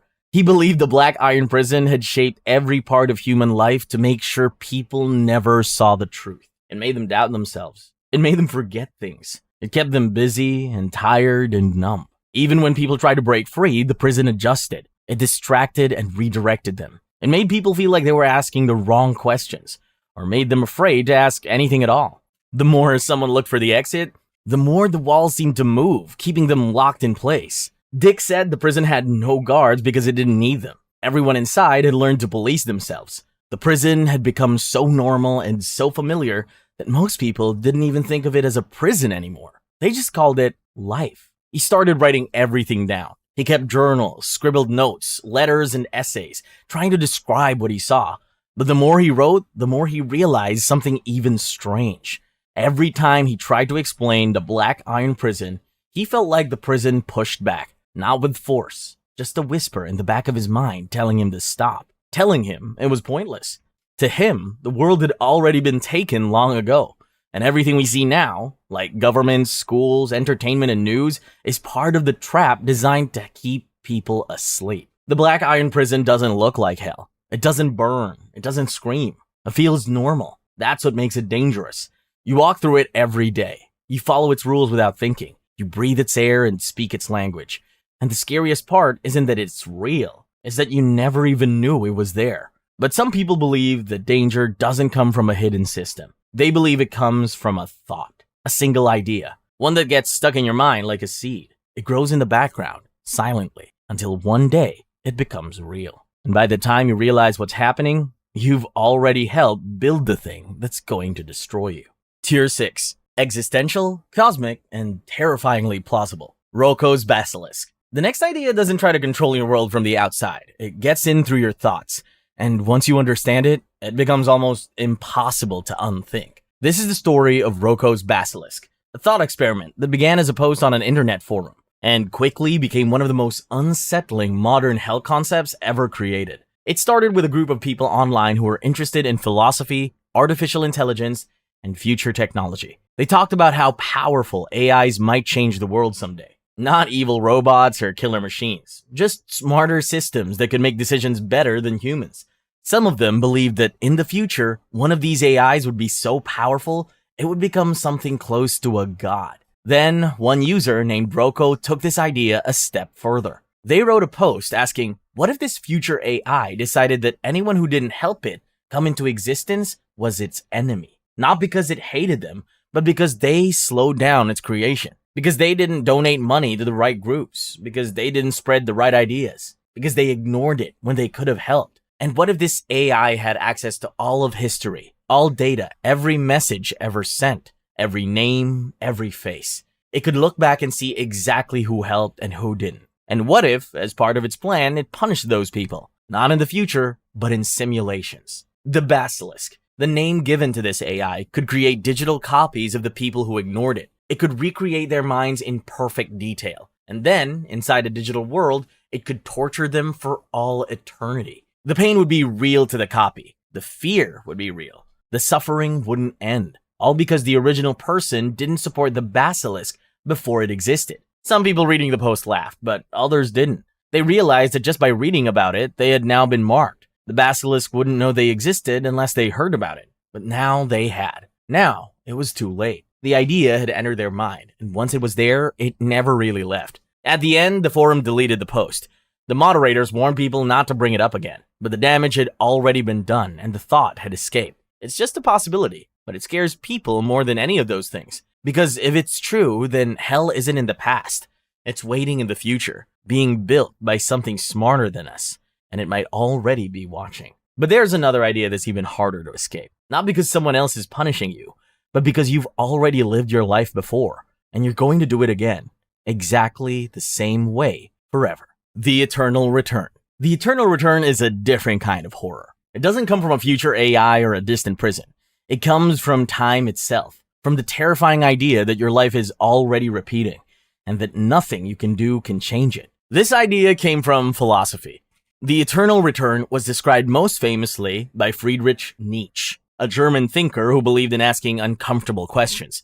He said the world doesn't move forward like a line. Instead, it circles. Every action you take has already happened before and will happen again, over and over again, with no escape. In this version of reality, there is no heaven or hell. There's no final judgment or reward. There's only the same life, lived again and again. You will repeat every mistake you made, every lie you told, every moment of joy, every secret, and every thought you've ever had. You aren't aware of it because you weren't meant to know it. But in the background of everything you do, the loop continues. Life doesn't restart like a video game. It doesn't offer you a new path. It just plays itself on repeat the exact same way on an invisible loop. Some people try to make peace with it. They say it gives life meaning. If you know this is the only version you'll ever get, maybe you'll try harder to make it count. But for some others, they don't find peace in the idea. Instead, they find this dreadful. Because the Eternal Return doesn't ask you to suffer. It asks you to accept that you can't change anything. That even if you think you're choosing something new, the choice was already made, and it will be made again. Even the thought that you're realizing this for the first time has already happened before. The fear doesn't come from pain. It comes from helplessness. Knowing that everything you're doing right now, sitting, reading, thinking, has already happened. That the emotions you feel are on track. That your life is on rails, and you never saw the rails until it was too late. People who believe in the Eternal Return sometimes describe moments when everything feels too familiar. Not just like deja vu, but something more deeper and complete. Like they've stood in that exact place, at that exact time, and feeling those exact things. And they realize it's because they have, and they will again. There's no punishment in this kind of hell. There's no pain beyond the weight of knowing you can't change the story. And the story never ends. But even this kind of endless return still offers something to hold on to. A rhythm, at least. A sense of order. The next idea doesn't even offer that. Because the next one says there is no rhythm, no loop, no system. There's only you. And none of this might be real at all. Solipsistic hell. This is solipsistic hell. It takes away the people, the history, the structure, and even the world. And it just leaves one thing behind. You. The idea of solipsism is a simple but heavy thought. It says that you can't be sure anything around you is real. Not your friends, not your family, not the ground under your feet. The only thing you know exists is your own mind. Everything else might be fake. It might be something you imagined, or something that was imagined for you. There might not be anyone else at all. Imagine waking up one day and realizing the world doesn't feel right. You try to talk to someone, but their words don't go anywhere. Their eyes don't seem to see you. You look around and notice that everything feels hollow. The streets, the building, the sky. You start thinking about all the little moments in your life when people said things that didn't make sense. All the conversations that felt too perfect. All the memories that felt like they didn't really belong to you. And then the thought hits you. What if none of them were ever real? Not just now, not ever. People who describe solipsistic experiences says it starts slow. It's a quiet kind of horror. At first, they feel alone. Then, they feel watched. Then, they realize that the thing watching them is their own mind trying to keep the illusion going. Trying to stop them from noticing the cracks. They say it's like living in a dream where you can't wake up, and everyone you meet is just a puppet pretending to care. And if that's true, then every mistake you've made, every loss you've felt, every wonderful memory you thought was shared doesn't matter at all. None of it was real. It was just your brain playing out a story for no one but you. In this version of hell, there are no flames, no monsters, no punishment. There's just emptiness, an endless stage. A world that feels like it was made to keep you calm, even though it stopped being real a long time ago. Some people say this is just a scary thought trick your brain plays when you're tired or afraid. Others say it's a sign that you're close to breaking free from something bigger. But when the idea takes hold, it doesn't let go easily. You start to look at people differently. You wonder if they're really choosing what they say. You wonder if you ever really left your room. You wonder if you ever really woke up. This kind of hell doesn't come with heat. It comes with silence. And the silence gets louder the more you notice it. But even this pale, quiet version of hell still leaves one thing untouched. The idea that at least you are in control. The next version takes even that away. Because in the next layer down, you're not the prisoner. You're the experiment. The divine sadist. Because at least in solipsistic hell, you exist. You might be alone, but you're the center of it. You're the one who's aware. The divine sadist takes that comfort away. Because you know what's worse than suffering? Suffering with an audience. Welcome to the divine sadist theory, where you're not alone. There's something watching you, and it's not here to save you. It's here to laugh. It's something like a creator or a god, a being with all the power in the world. But instead of being kind or fair, it's cruel in a way you can't even explain. It doesn't punish people because they did something wrong. It doesn't reward anyone for being good. It just plays with them. It builds lives. It fills them with hope. And then it crushes them slowly, just to see what happens. It's only there to give you something to lose later. When you feel safe, it's only to make the fear stronger when it returns. Some people who believe in the divine sadist describe moments in their lives where everything seemed too cruel to be random. The timing of a death, the collapse of something they've spent years building. The way small hopes kept appearing just long enough to break their heart again. They say it's not evil. Evil would be too kind. This thing is clever. It gives you the illusion of choice, the illusion of meaning, then pulls the rug and watches the collapse like it's art. In religious terms, this isn't the God most people pray to. This version doesn't offer guidance. It offers games. It gives people just enough control to make them feel responsible, and then it yanks everything away. But if that's true, if everything is a game and pain is the only constant, then maybe the final twist is even worse. You're waiting for the flames, for the devils, for the final scream. But what if hell didn't start after death? What if it already began? This is hell. You're already in it. This last version of hell says there's nothing outside the walls, because there are no walls. This idea doesn't come from a book or religion. It's not written in ancient texts or passed down in stories. It's something that floats in the background of people's thoughts. It doesn't wait for death. It doesn't begin after some final breath. It doesn't reveal itself with screaming or flames. It's quiet, slow, unfolding one normal day at a time. It says, you're already here. This is hell. Not because of what's around you, but because of what it all means. You wake up tired. Same routine, same screen, same fake laugh at your boss's joke. You keep moving because that's what you do. You say I'm fine with a smile you practice in the mirror. You scroll past war, death, and pain like it's another TikTok. You feel tired in a way sleep doesn't touch. And deep down, something's missing. There's no fire, no pitchforks. Just this endless loop of almost happy, almost free, almost alive. You feel a kind of pressure, not on your skin, not on your mind, on your chest, on your sense of hope. It doesn't knock you over, it wears you down. It makes you tired in a way sleep can't fix. This version of hell doesn't need monsters. It needs time. Time to grind you down. Time to convince you that pain is normal. The confusion is adulthood. The loneliness is life. And the scariest part? You adapt. You decorate the cage. You share quotes about healing. You celebrate crumbs and call it gratitude. You think you're going somewhere. You think it'll get better. But it doesn't. Not really. You just get used to the burn. This isn't hell because it hurts.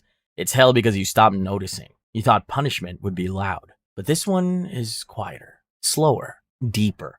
This is hell. And it doesn't want you dead. It just wants you to keep going and call it life.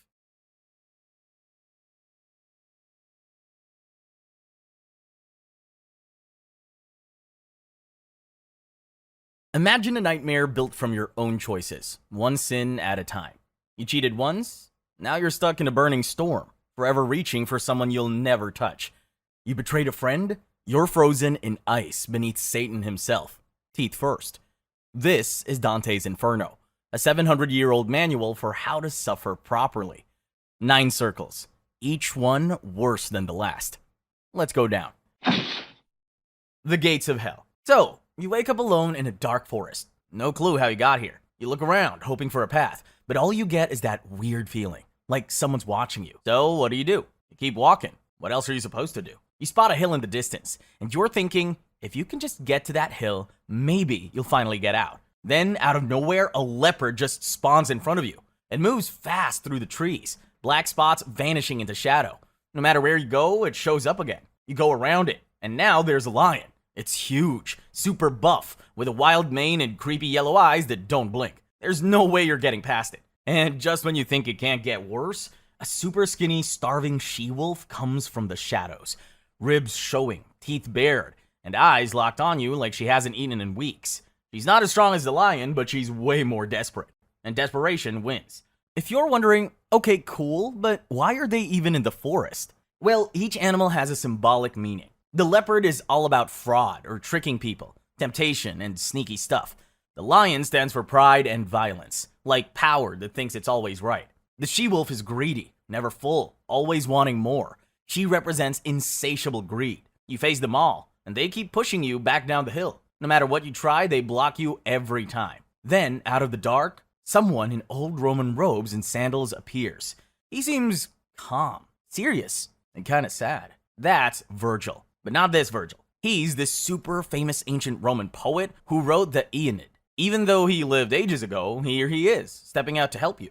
In this story, he's your guide, because Virgil represents human reason and wisdom, the kind of guidance you need to navigate this crazy place. He looks at the hill, looks at the monsters, and basically says, yeah, that path's closed. You can't go around your sins. You have to go through them. So he offers you another route, down through hell. And he's not doing this out of the kindness of his ancient Roman heart. Someone sent him. That someone is Beatrice. She's the symbol of divine love, and was also the love of your life, but she died young. In this story, though, she still cares enough to reach down from heaven, tap Virgil on the shoulder, and say, go help him. Beatrice represents the grace that gives you a shot at redemption, even when you don't deserve it. So, who are you in all this? Well, you're Dante, the guy who actually wrote the Divine Comedy. And this whole thing is your epic midlife crisis fever dream. You got exiled from Florence because you picked the wrong political side, lost the power struggle, and got kicked out. So how did you cope? You wrote a book where you walk through hell and personally assign everyone you hate their own custom-built punishment. It's basically the literary burn book in history, and it actually became a classic. People cared about it so much, Italy tried to reverse your exile 700 years later. Right now, you and Virgil are heading for the front door of hell, and it's not subtle. Imagine a huge stone archway just standing there, leading into pitch black nothing. Carved across the top, abandon all hope, ye who enter here. Classic hell stuff. Would you turn around? Probably, but Virgil's already walking in, so you follow. There's more writing on the gate too, about how it was built by justice and eternal power and love. Basically, everything in here, you earned it. So yeah, it's all fair, supposedly. As you step inside, it's like your senses get hit all at once. Screaming, crying, begging, and yelling in every language. But you don't dwell on that for too long. Your first stop, the vestibule. This is hell's waiting room. Except instead of magazines, it's screaming and bees. Everyone here had one thing in common. They never chose. Not good, not evil. Just nothing. They never take sides in anything. They lived gray, forgettable lives. And now they're stuck chasing a blank flag that means absolutely nothing. Just like their choices. Round and round forever. And they'll never catch it. 'Cause it wouldn't be hell without a Sisyphean task. Also, there are wasps and hornets that sting them constantly. They bleed.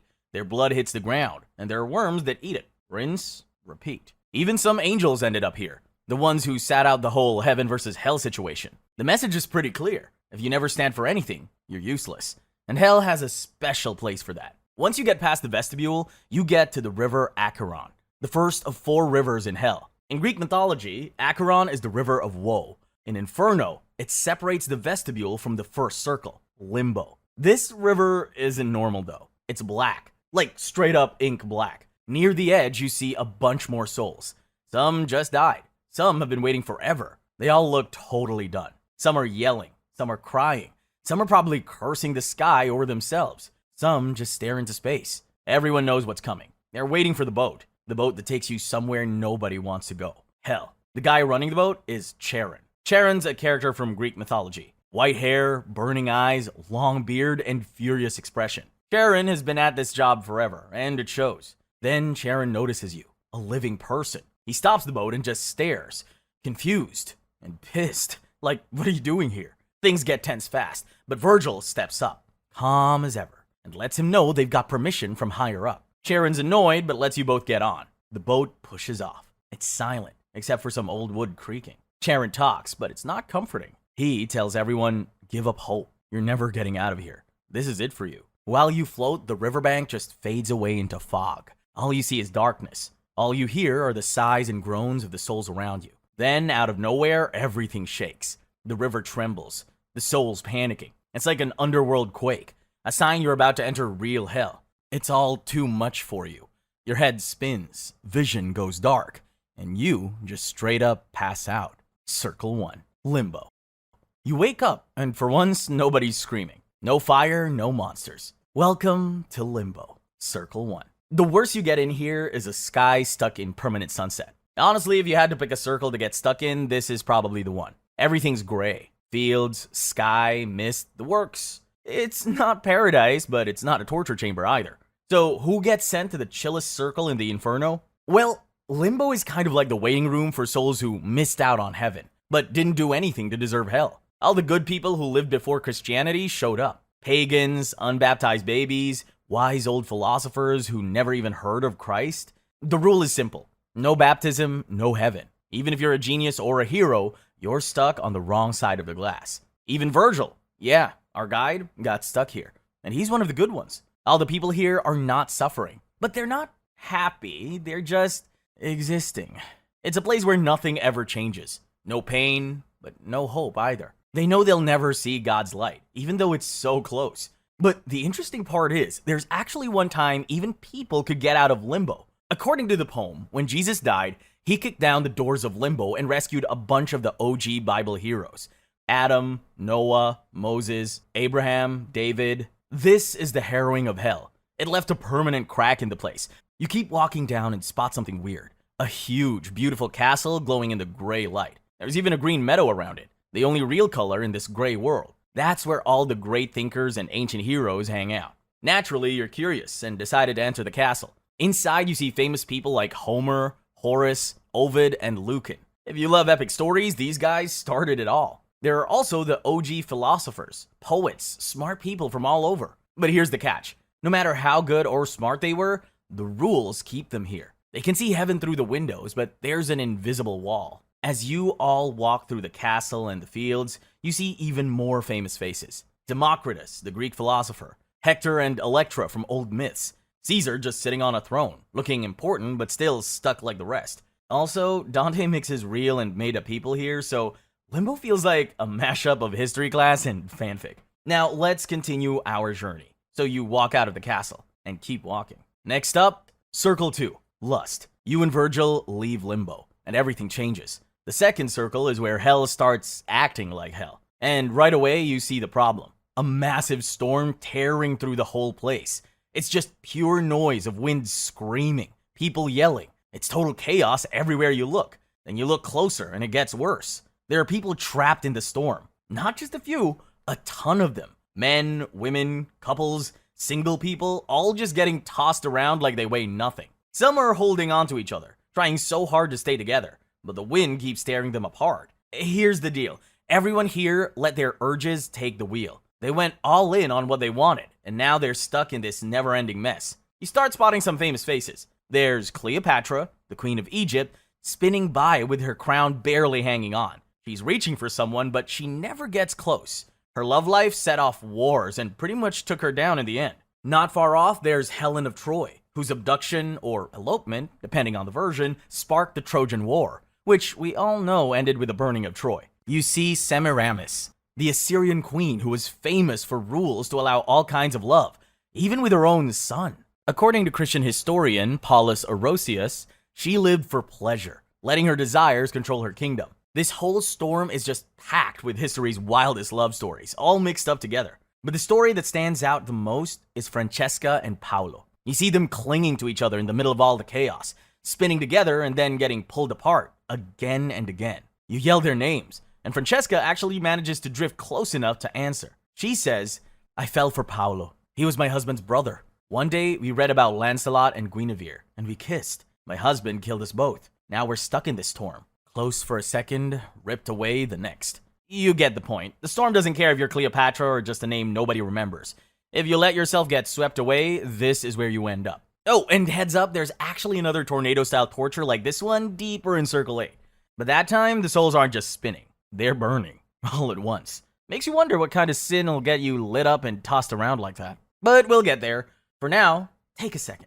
Breathe, if you can. And stick close to Virgil. The next circle's coming up. And if you're hoping it gets any easier from here, yeah, it doesn't. Circle 3. Gluttony. You step into the next circle and you can tell right away something's different. It's gross. The ground's just mud, cold, sticky, disgusting. Every step you take makes that nasty slurp sound. And sometimes you have to yank your foot out. And it stinks like a fridge gone bad since Sumerian civilization. And right away you see it's raining, but it's not water. It's just pouring down black oily sludge and big chunks of nasty hail. Every drop burns, tastes awful, and the air is thick and greasy. You look around, and at first you think there are piles of trash everywhere. But then you realize, nope, those are people. Or what's left of them. Their souls crammed together, rolling around in the mud, squirming like worms, or just lying flat with their faces half buried. Some try to sit up, but they just sink deeper into the mess. And if that's not enough, there are worms and bugs crawling in the muck, and sometimes right over people. Everybody's dirty. Their hair's soaked, their eyes are red, and their mouths are open. Like they're trying to breathe, but the air's just nasty.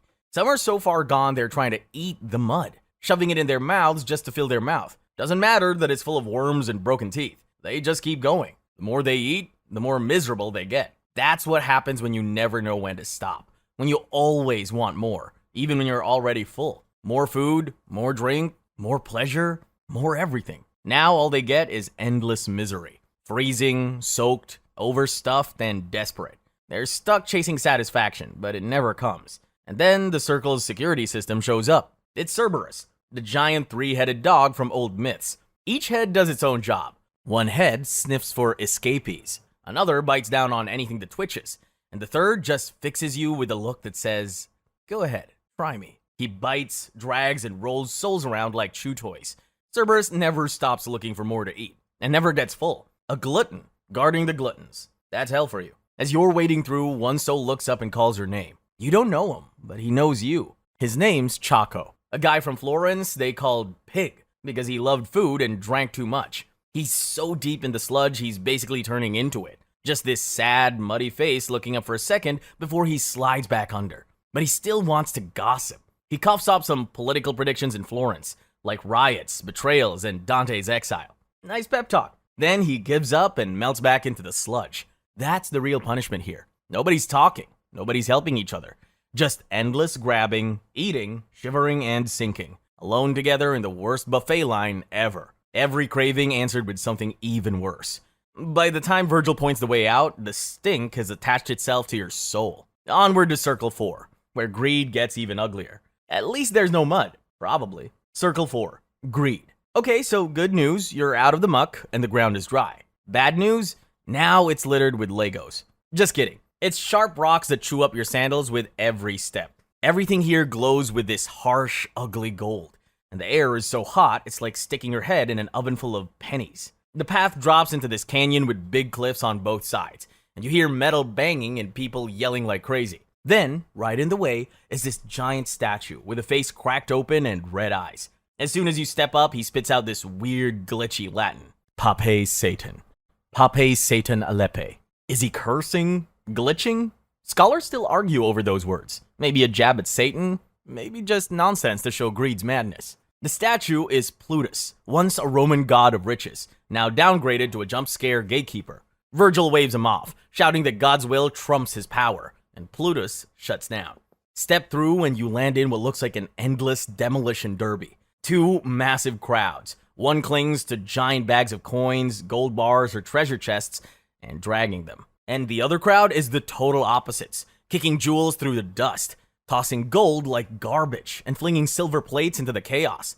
This is basically Dante's old Florence on steroids. Everyone fighting over money, hoarding or wasting, never satisfied, and nobody caring who gets hurt. The banks, the churches, everyone's hands were dirty. Hell just makes it obvious. They slam into each other, coins and curses flying, then stumble back to do it again. Nobody wins.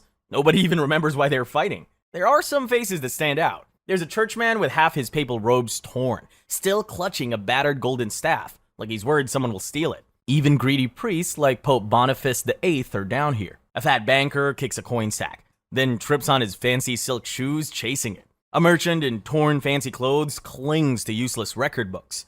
A nun with her outfit burned throws broken pearls into the dirt, face full of rage. These guys fit into Dantes' time irony, when churches got fat while the poor starved. Everyone's equal down here. What's left is just the obsession. Can't let go.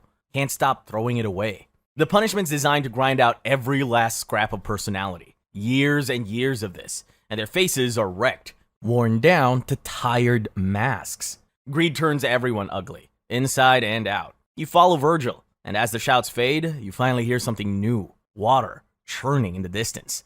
The next circle is waiting, and trust me, it's not any friendlier. Circle 5, Wrath. If you've ever had the urge to punch a puddle, congratulations, you're ready for Circle 5. The ground squishes under your feet. The air's hot, wet, and smells like something died in a bog. You reach a big, dirty river. The water is dark and chunky, and of course, smells nasty. Think rotten eggs mixed with muddy gunk, and you can see why. The surface is a writhing mess of bodies. Every soul here spent their life marinating in anger, so now they get to play mud wrestling deathmatch forever. It's less a river, more a never-ending bar fight, just without the chance to walk away. But that's only half the story. Under the surface, there's another layer, the sullen. These are the ones who kept all their anger bottled up, never spoke out, and now they're stuck under the mud, barely moving. Just the occasional eye or mouth popping up, gasping for air. Sometimes a pale hand just shoots out of the river and tries to drag you down. But you keep walking. This is the river Styx. In the underworld, this river splits the angry from the hopeless deeper down, like a line between bad and worse in hell. Then you come across a busted old tower with 2 faint lights on top, like some kind of haunted swamp lighthouse. Whenever anyone needs to cross, those lights flash, and the local boatman shows up, because even hell needs public transport. Which brings us to Phlegius. Imagine if your angry gym coach from middle school got sentenced to row a leaky boat in the world's worst swamp. He hates his job.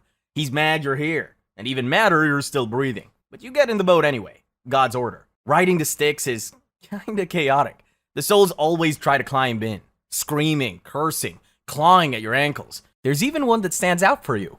Filippo Argenti, a classic local celebrity. Famous, mostly rich dude, and loved picking fights in Florence. He claws at the edge, yelling, but the rest of the damned are happy to pull him back down. The ride ends at Dis, the lower hell for nastier sin. A city glowing red with tall black walls and towers hot as fire. A gang of fallen angels on top yells at you to get lost.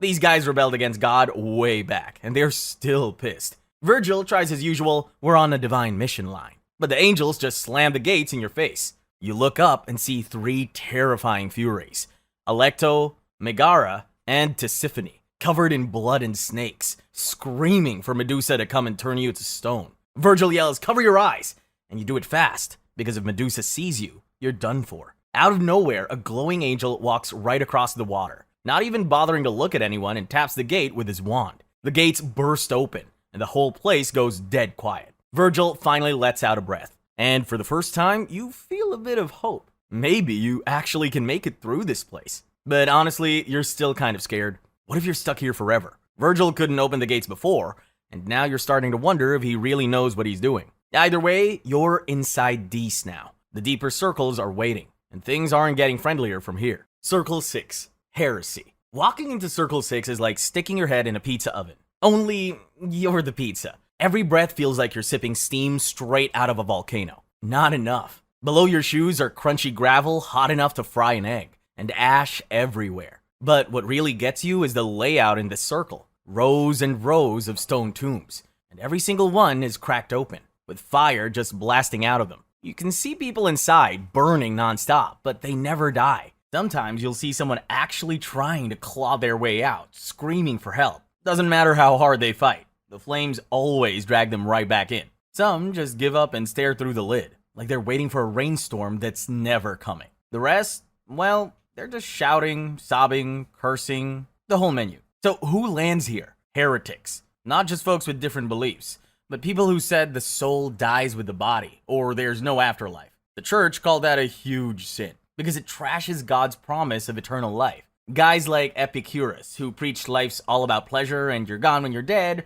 are here. You spot him, still yapping about life's meaning, even with his face half cooked. If anyone could argue through a fire, it's him. You spot other famous faces too. There's Farinata, a big shot from the old Florence power struggles. Basically a political boss in Dante's day who wants the latest city gossip. He says souls here know the past and future, but not the present. Then you run into Cavalcante, who pops up in his burning tomb asking if his son Guido, your friend, is still alive. The second you use the past tense, his face just drops and he sinks back into the fire, sad. King Frederick II is also here. He was an emperor who challenged the Pope, made enemies everywhere, and didn't believe half the church stuff. Not much for him to do here but stew. And tucked away in the back, there's a giant stone vault with the door slammed shut. It's Pope Anastasius II's forever home. He got busted for heresy, letting in beliefs that split the church.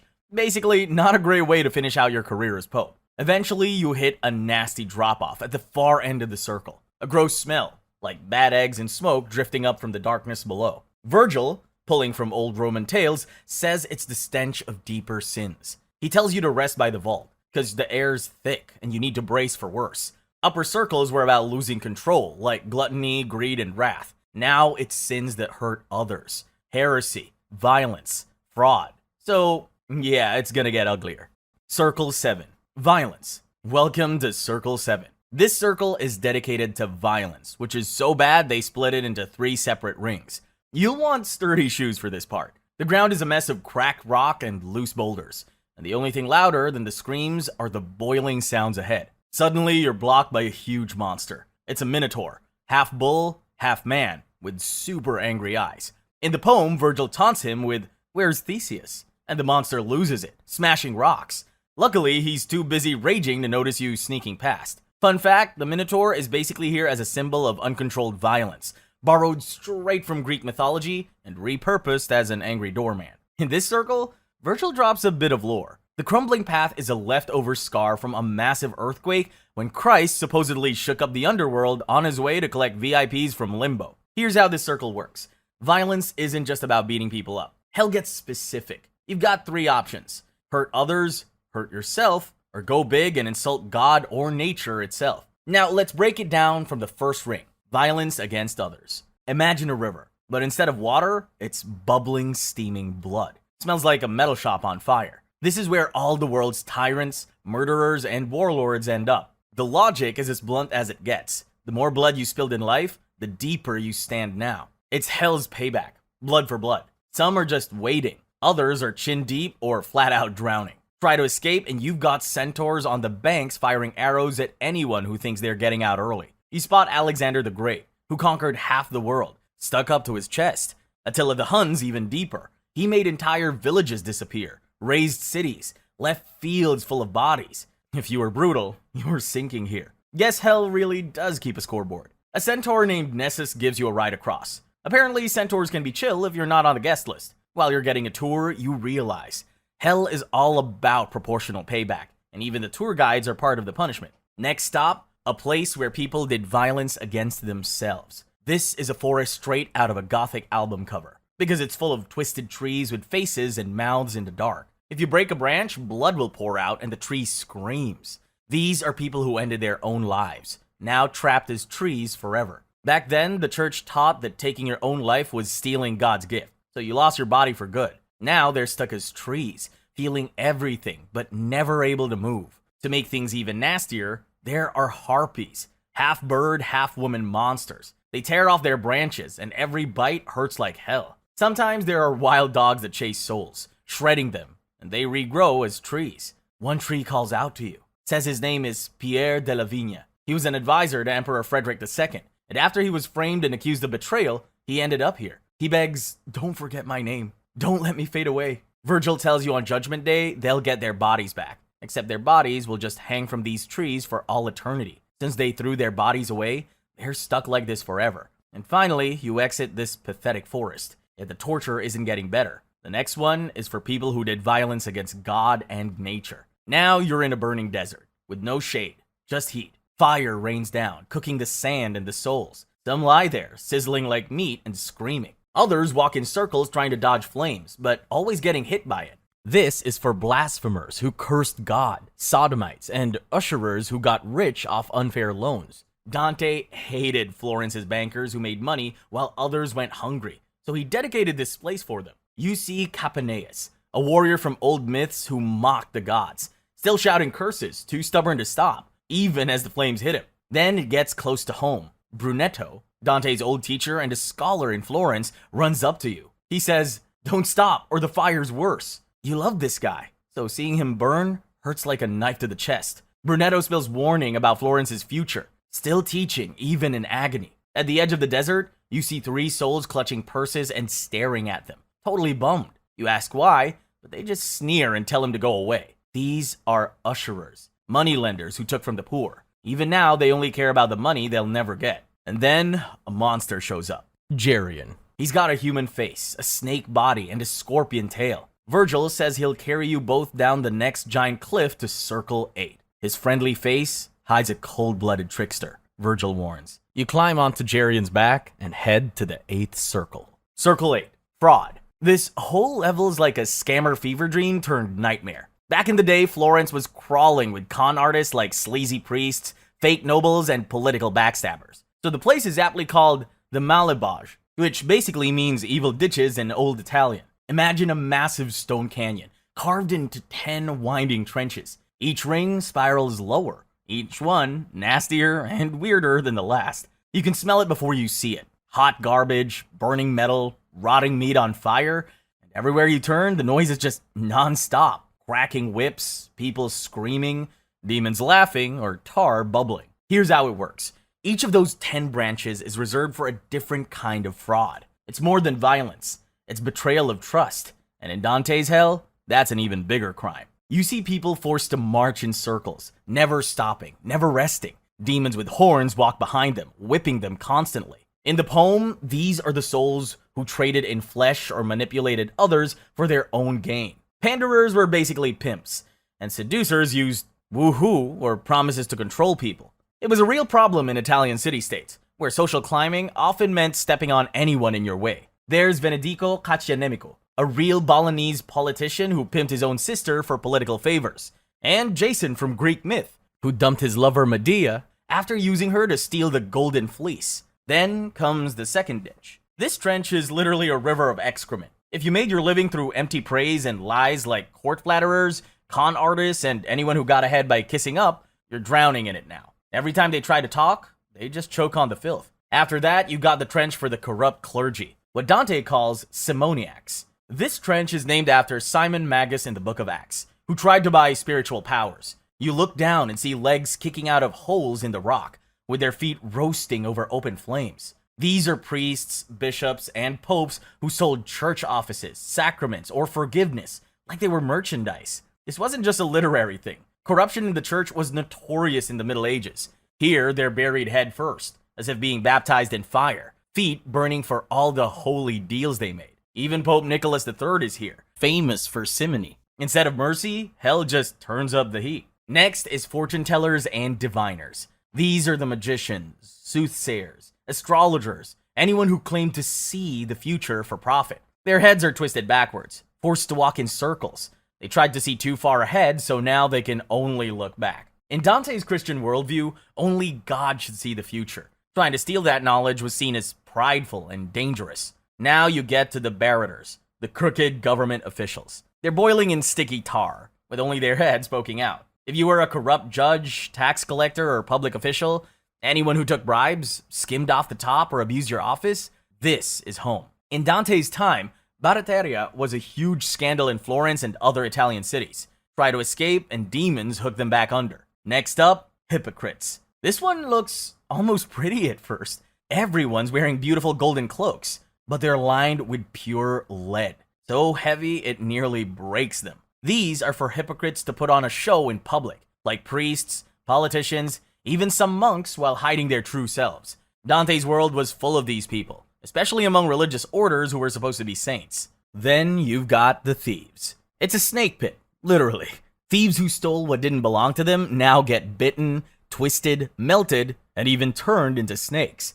Sometimes they lose their bodies altogether, just like they stole from others. Now they don't even own themselves. Dante calls out Vanni Fucci, a notorious thief from Pistoia, who's so bitter he spits curses at God even while a viper strangles him. And on the edge of the trench, there's Cacus, a monster from Roman legend, who rides around hunting thieves for sport. After that, you get to the evil counselors. Think master manipulators, politicians, schemers, and double dealers who led others to ruin with clever lies. They're stuck inside columns of living fire, burning for knowledge they abused. Ulysses from Greek myth is here, not for his journey, but for convincing his men to risk it all for personal glory. Dante pulls from both classical stories and Italian history here. The next trench is for sowers of discord. This trench is pure horror. The demons slice people open, split them head to toe, and the wounds heal only to get ripped apart again. These are the people who tore families, politics, or religions apart. Dante even throws the Islamic prophet Muhammad because medieval Florence saw religious division as a kind of violence. For 14th century Italians, schism and betrayal were the biggest threats to society. Last but not least, falsifiers. This trench is basically Plague Central. The souls are covered in sores, feverish, delirious, and fighting over scraps. These are the counterfeiters, alchemists, and forgers who twisted reality itself for profit. In medieval Florence, fake gold, fake relics, and bogus cures were everywhere. And outbreaks of disease like the Black Death were often blamed on social rot and dishonesty. Dante turns this fear into literal disease. Liars who destroy society now destroy themselves. By the end, the whole circle feels like one endless pit of noise and misery. Cracking whips, bubbling tar, screams, curses, gold clanking, bodies breaking down. Every inch jammed with someone paying for the ways they twisted trust and truth. Here, the worst parts of history, church, and society all get tossed together. At the end of it all, Virgil points you towards a frozen pit guarded by massive giants from the Bible and Greek myth, like Nimrod and Ephialtes that are half buried in ice, glaring at you like nightclub bouncers. In literature, these giants are leftovers from the old world, symbols of power gone rogue. Theologically, their rebellion against the gods marks them as failed guardians, not just monsters. Dante paints them as a warning. Lose control, lose your soul. The next stop is the ninth circle, treachery. Down here, it's not the fire that gets you, it's the cold. A place reserved for traitors, betrayers, and those who stab their friends, families, and countries in the back. Imagine hell so cold and silent, even Satan can't break free. Circle 9, treachery. Now you're face to face with the deepest, coldest part of hell. This isn't just a wish you had a scarf cold. This is the kind of cold that hurts. Your skin burns. Your breath turns to ice the second it hits the air.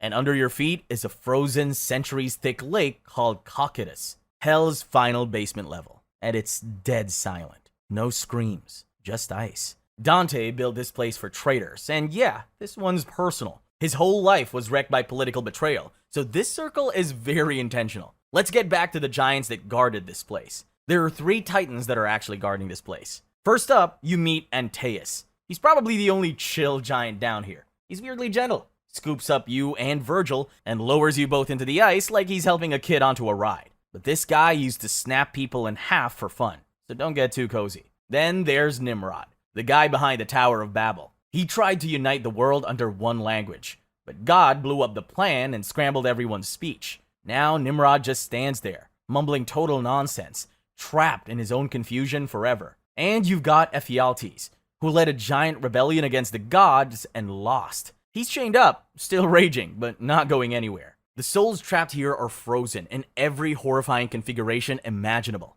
Some are stuck chest deep with arms frozen mid-reach. Others are just faces, pressed up under the surface like they're screaming silently through glass. A few are upside down, limbs jutting out at weird angles. Nobody can move. Nobody can really scream. It's just still. Seriously, which would you rather have, an endless scream or this kind of quiet? Down here, the silence hits way harder. Virgil points out the different zones. First comes Caina, named after Cain, the guy who killed his own brother and tried to play dumb with God. This is where family traitors go. You see people packed tight in the ice, faces almost touching, but nobody's looking at anyone. No talking, no forgiveness. Just a wall of ice freezing their tears before they can even cry. The second zone is Antenora. This is the one for political traitors, named after Antenor, who supposedly sold out Troy. The ice here is piled high, like a field of frozen heads barely poking out. It's just rows and rows of traitors, with their jaws locked and their eyes dead.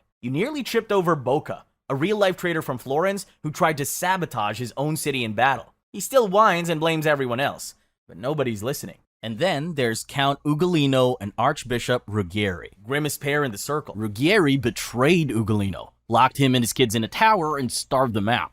Now, Ugolino gets his payback. He spends eternity gnawing on Ruggieri's skull, frozen in place, locked in this torture/revenge. The third zone is Ptolemia. This is where you find people who betrayed their guests. This zone is named after Ptolemy, who murdered his father-in-law during a feast. Here, the souls are lying on their backs, sealed in the ice with their eyes wide open. You can see every bit of terror and regret, completely frozen, totally aware, unable to move or scream. Their tears just freeze in their eyes. And get this, according to medieval belief, when you do something this low, your soul drops straight to hell, and the demon keeps your body walking around back on Earth. So if your roommate's suddenly cold and weird, you know why. Fourth zone, Judaica. This is the last stop, named after Judas Iscariot, who sold out Jesus. Here, the ice is perfectly clear and razor sharp. You can see the traitors just below your feet reaching out to you, but nobody can ever reach them. You'll spot Brutus and Cassius down here. Yeah, the guys who betrayed Julius Caesar.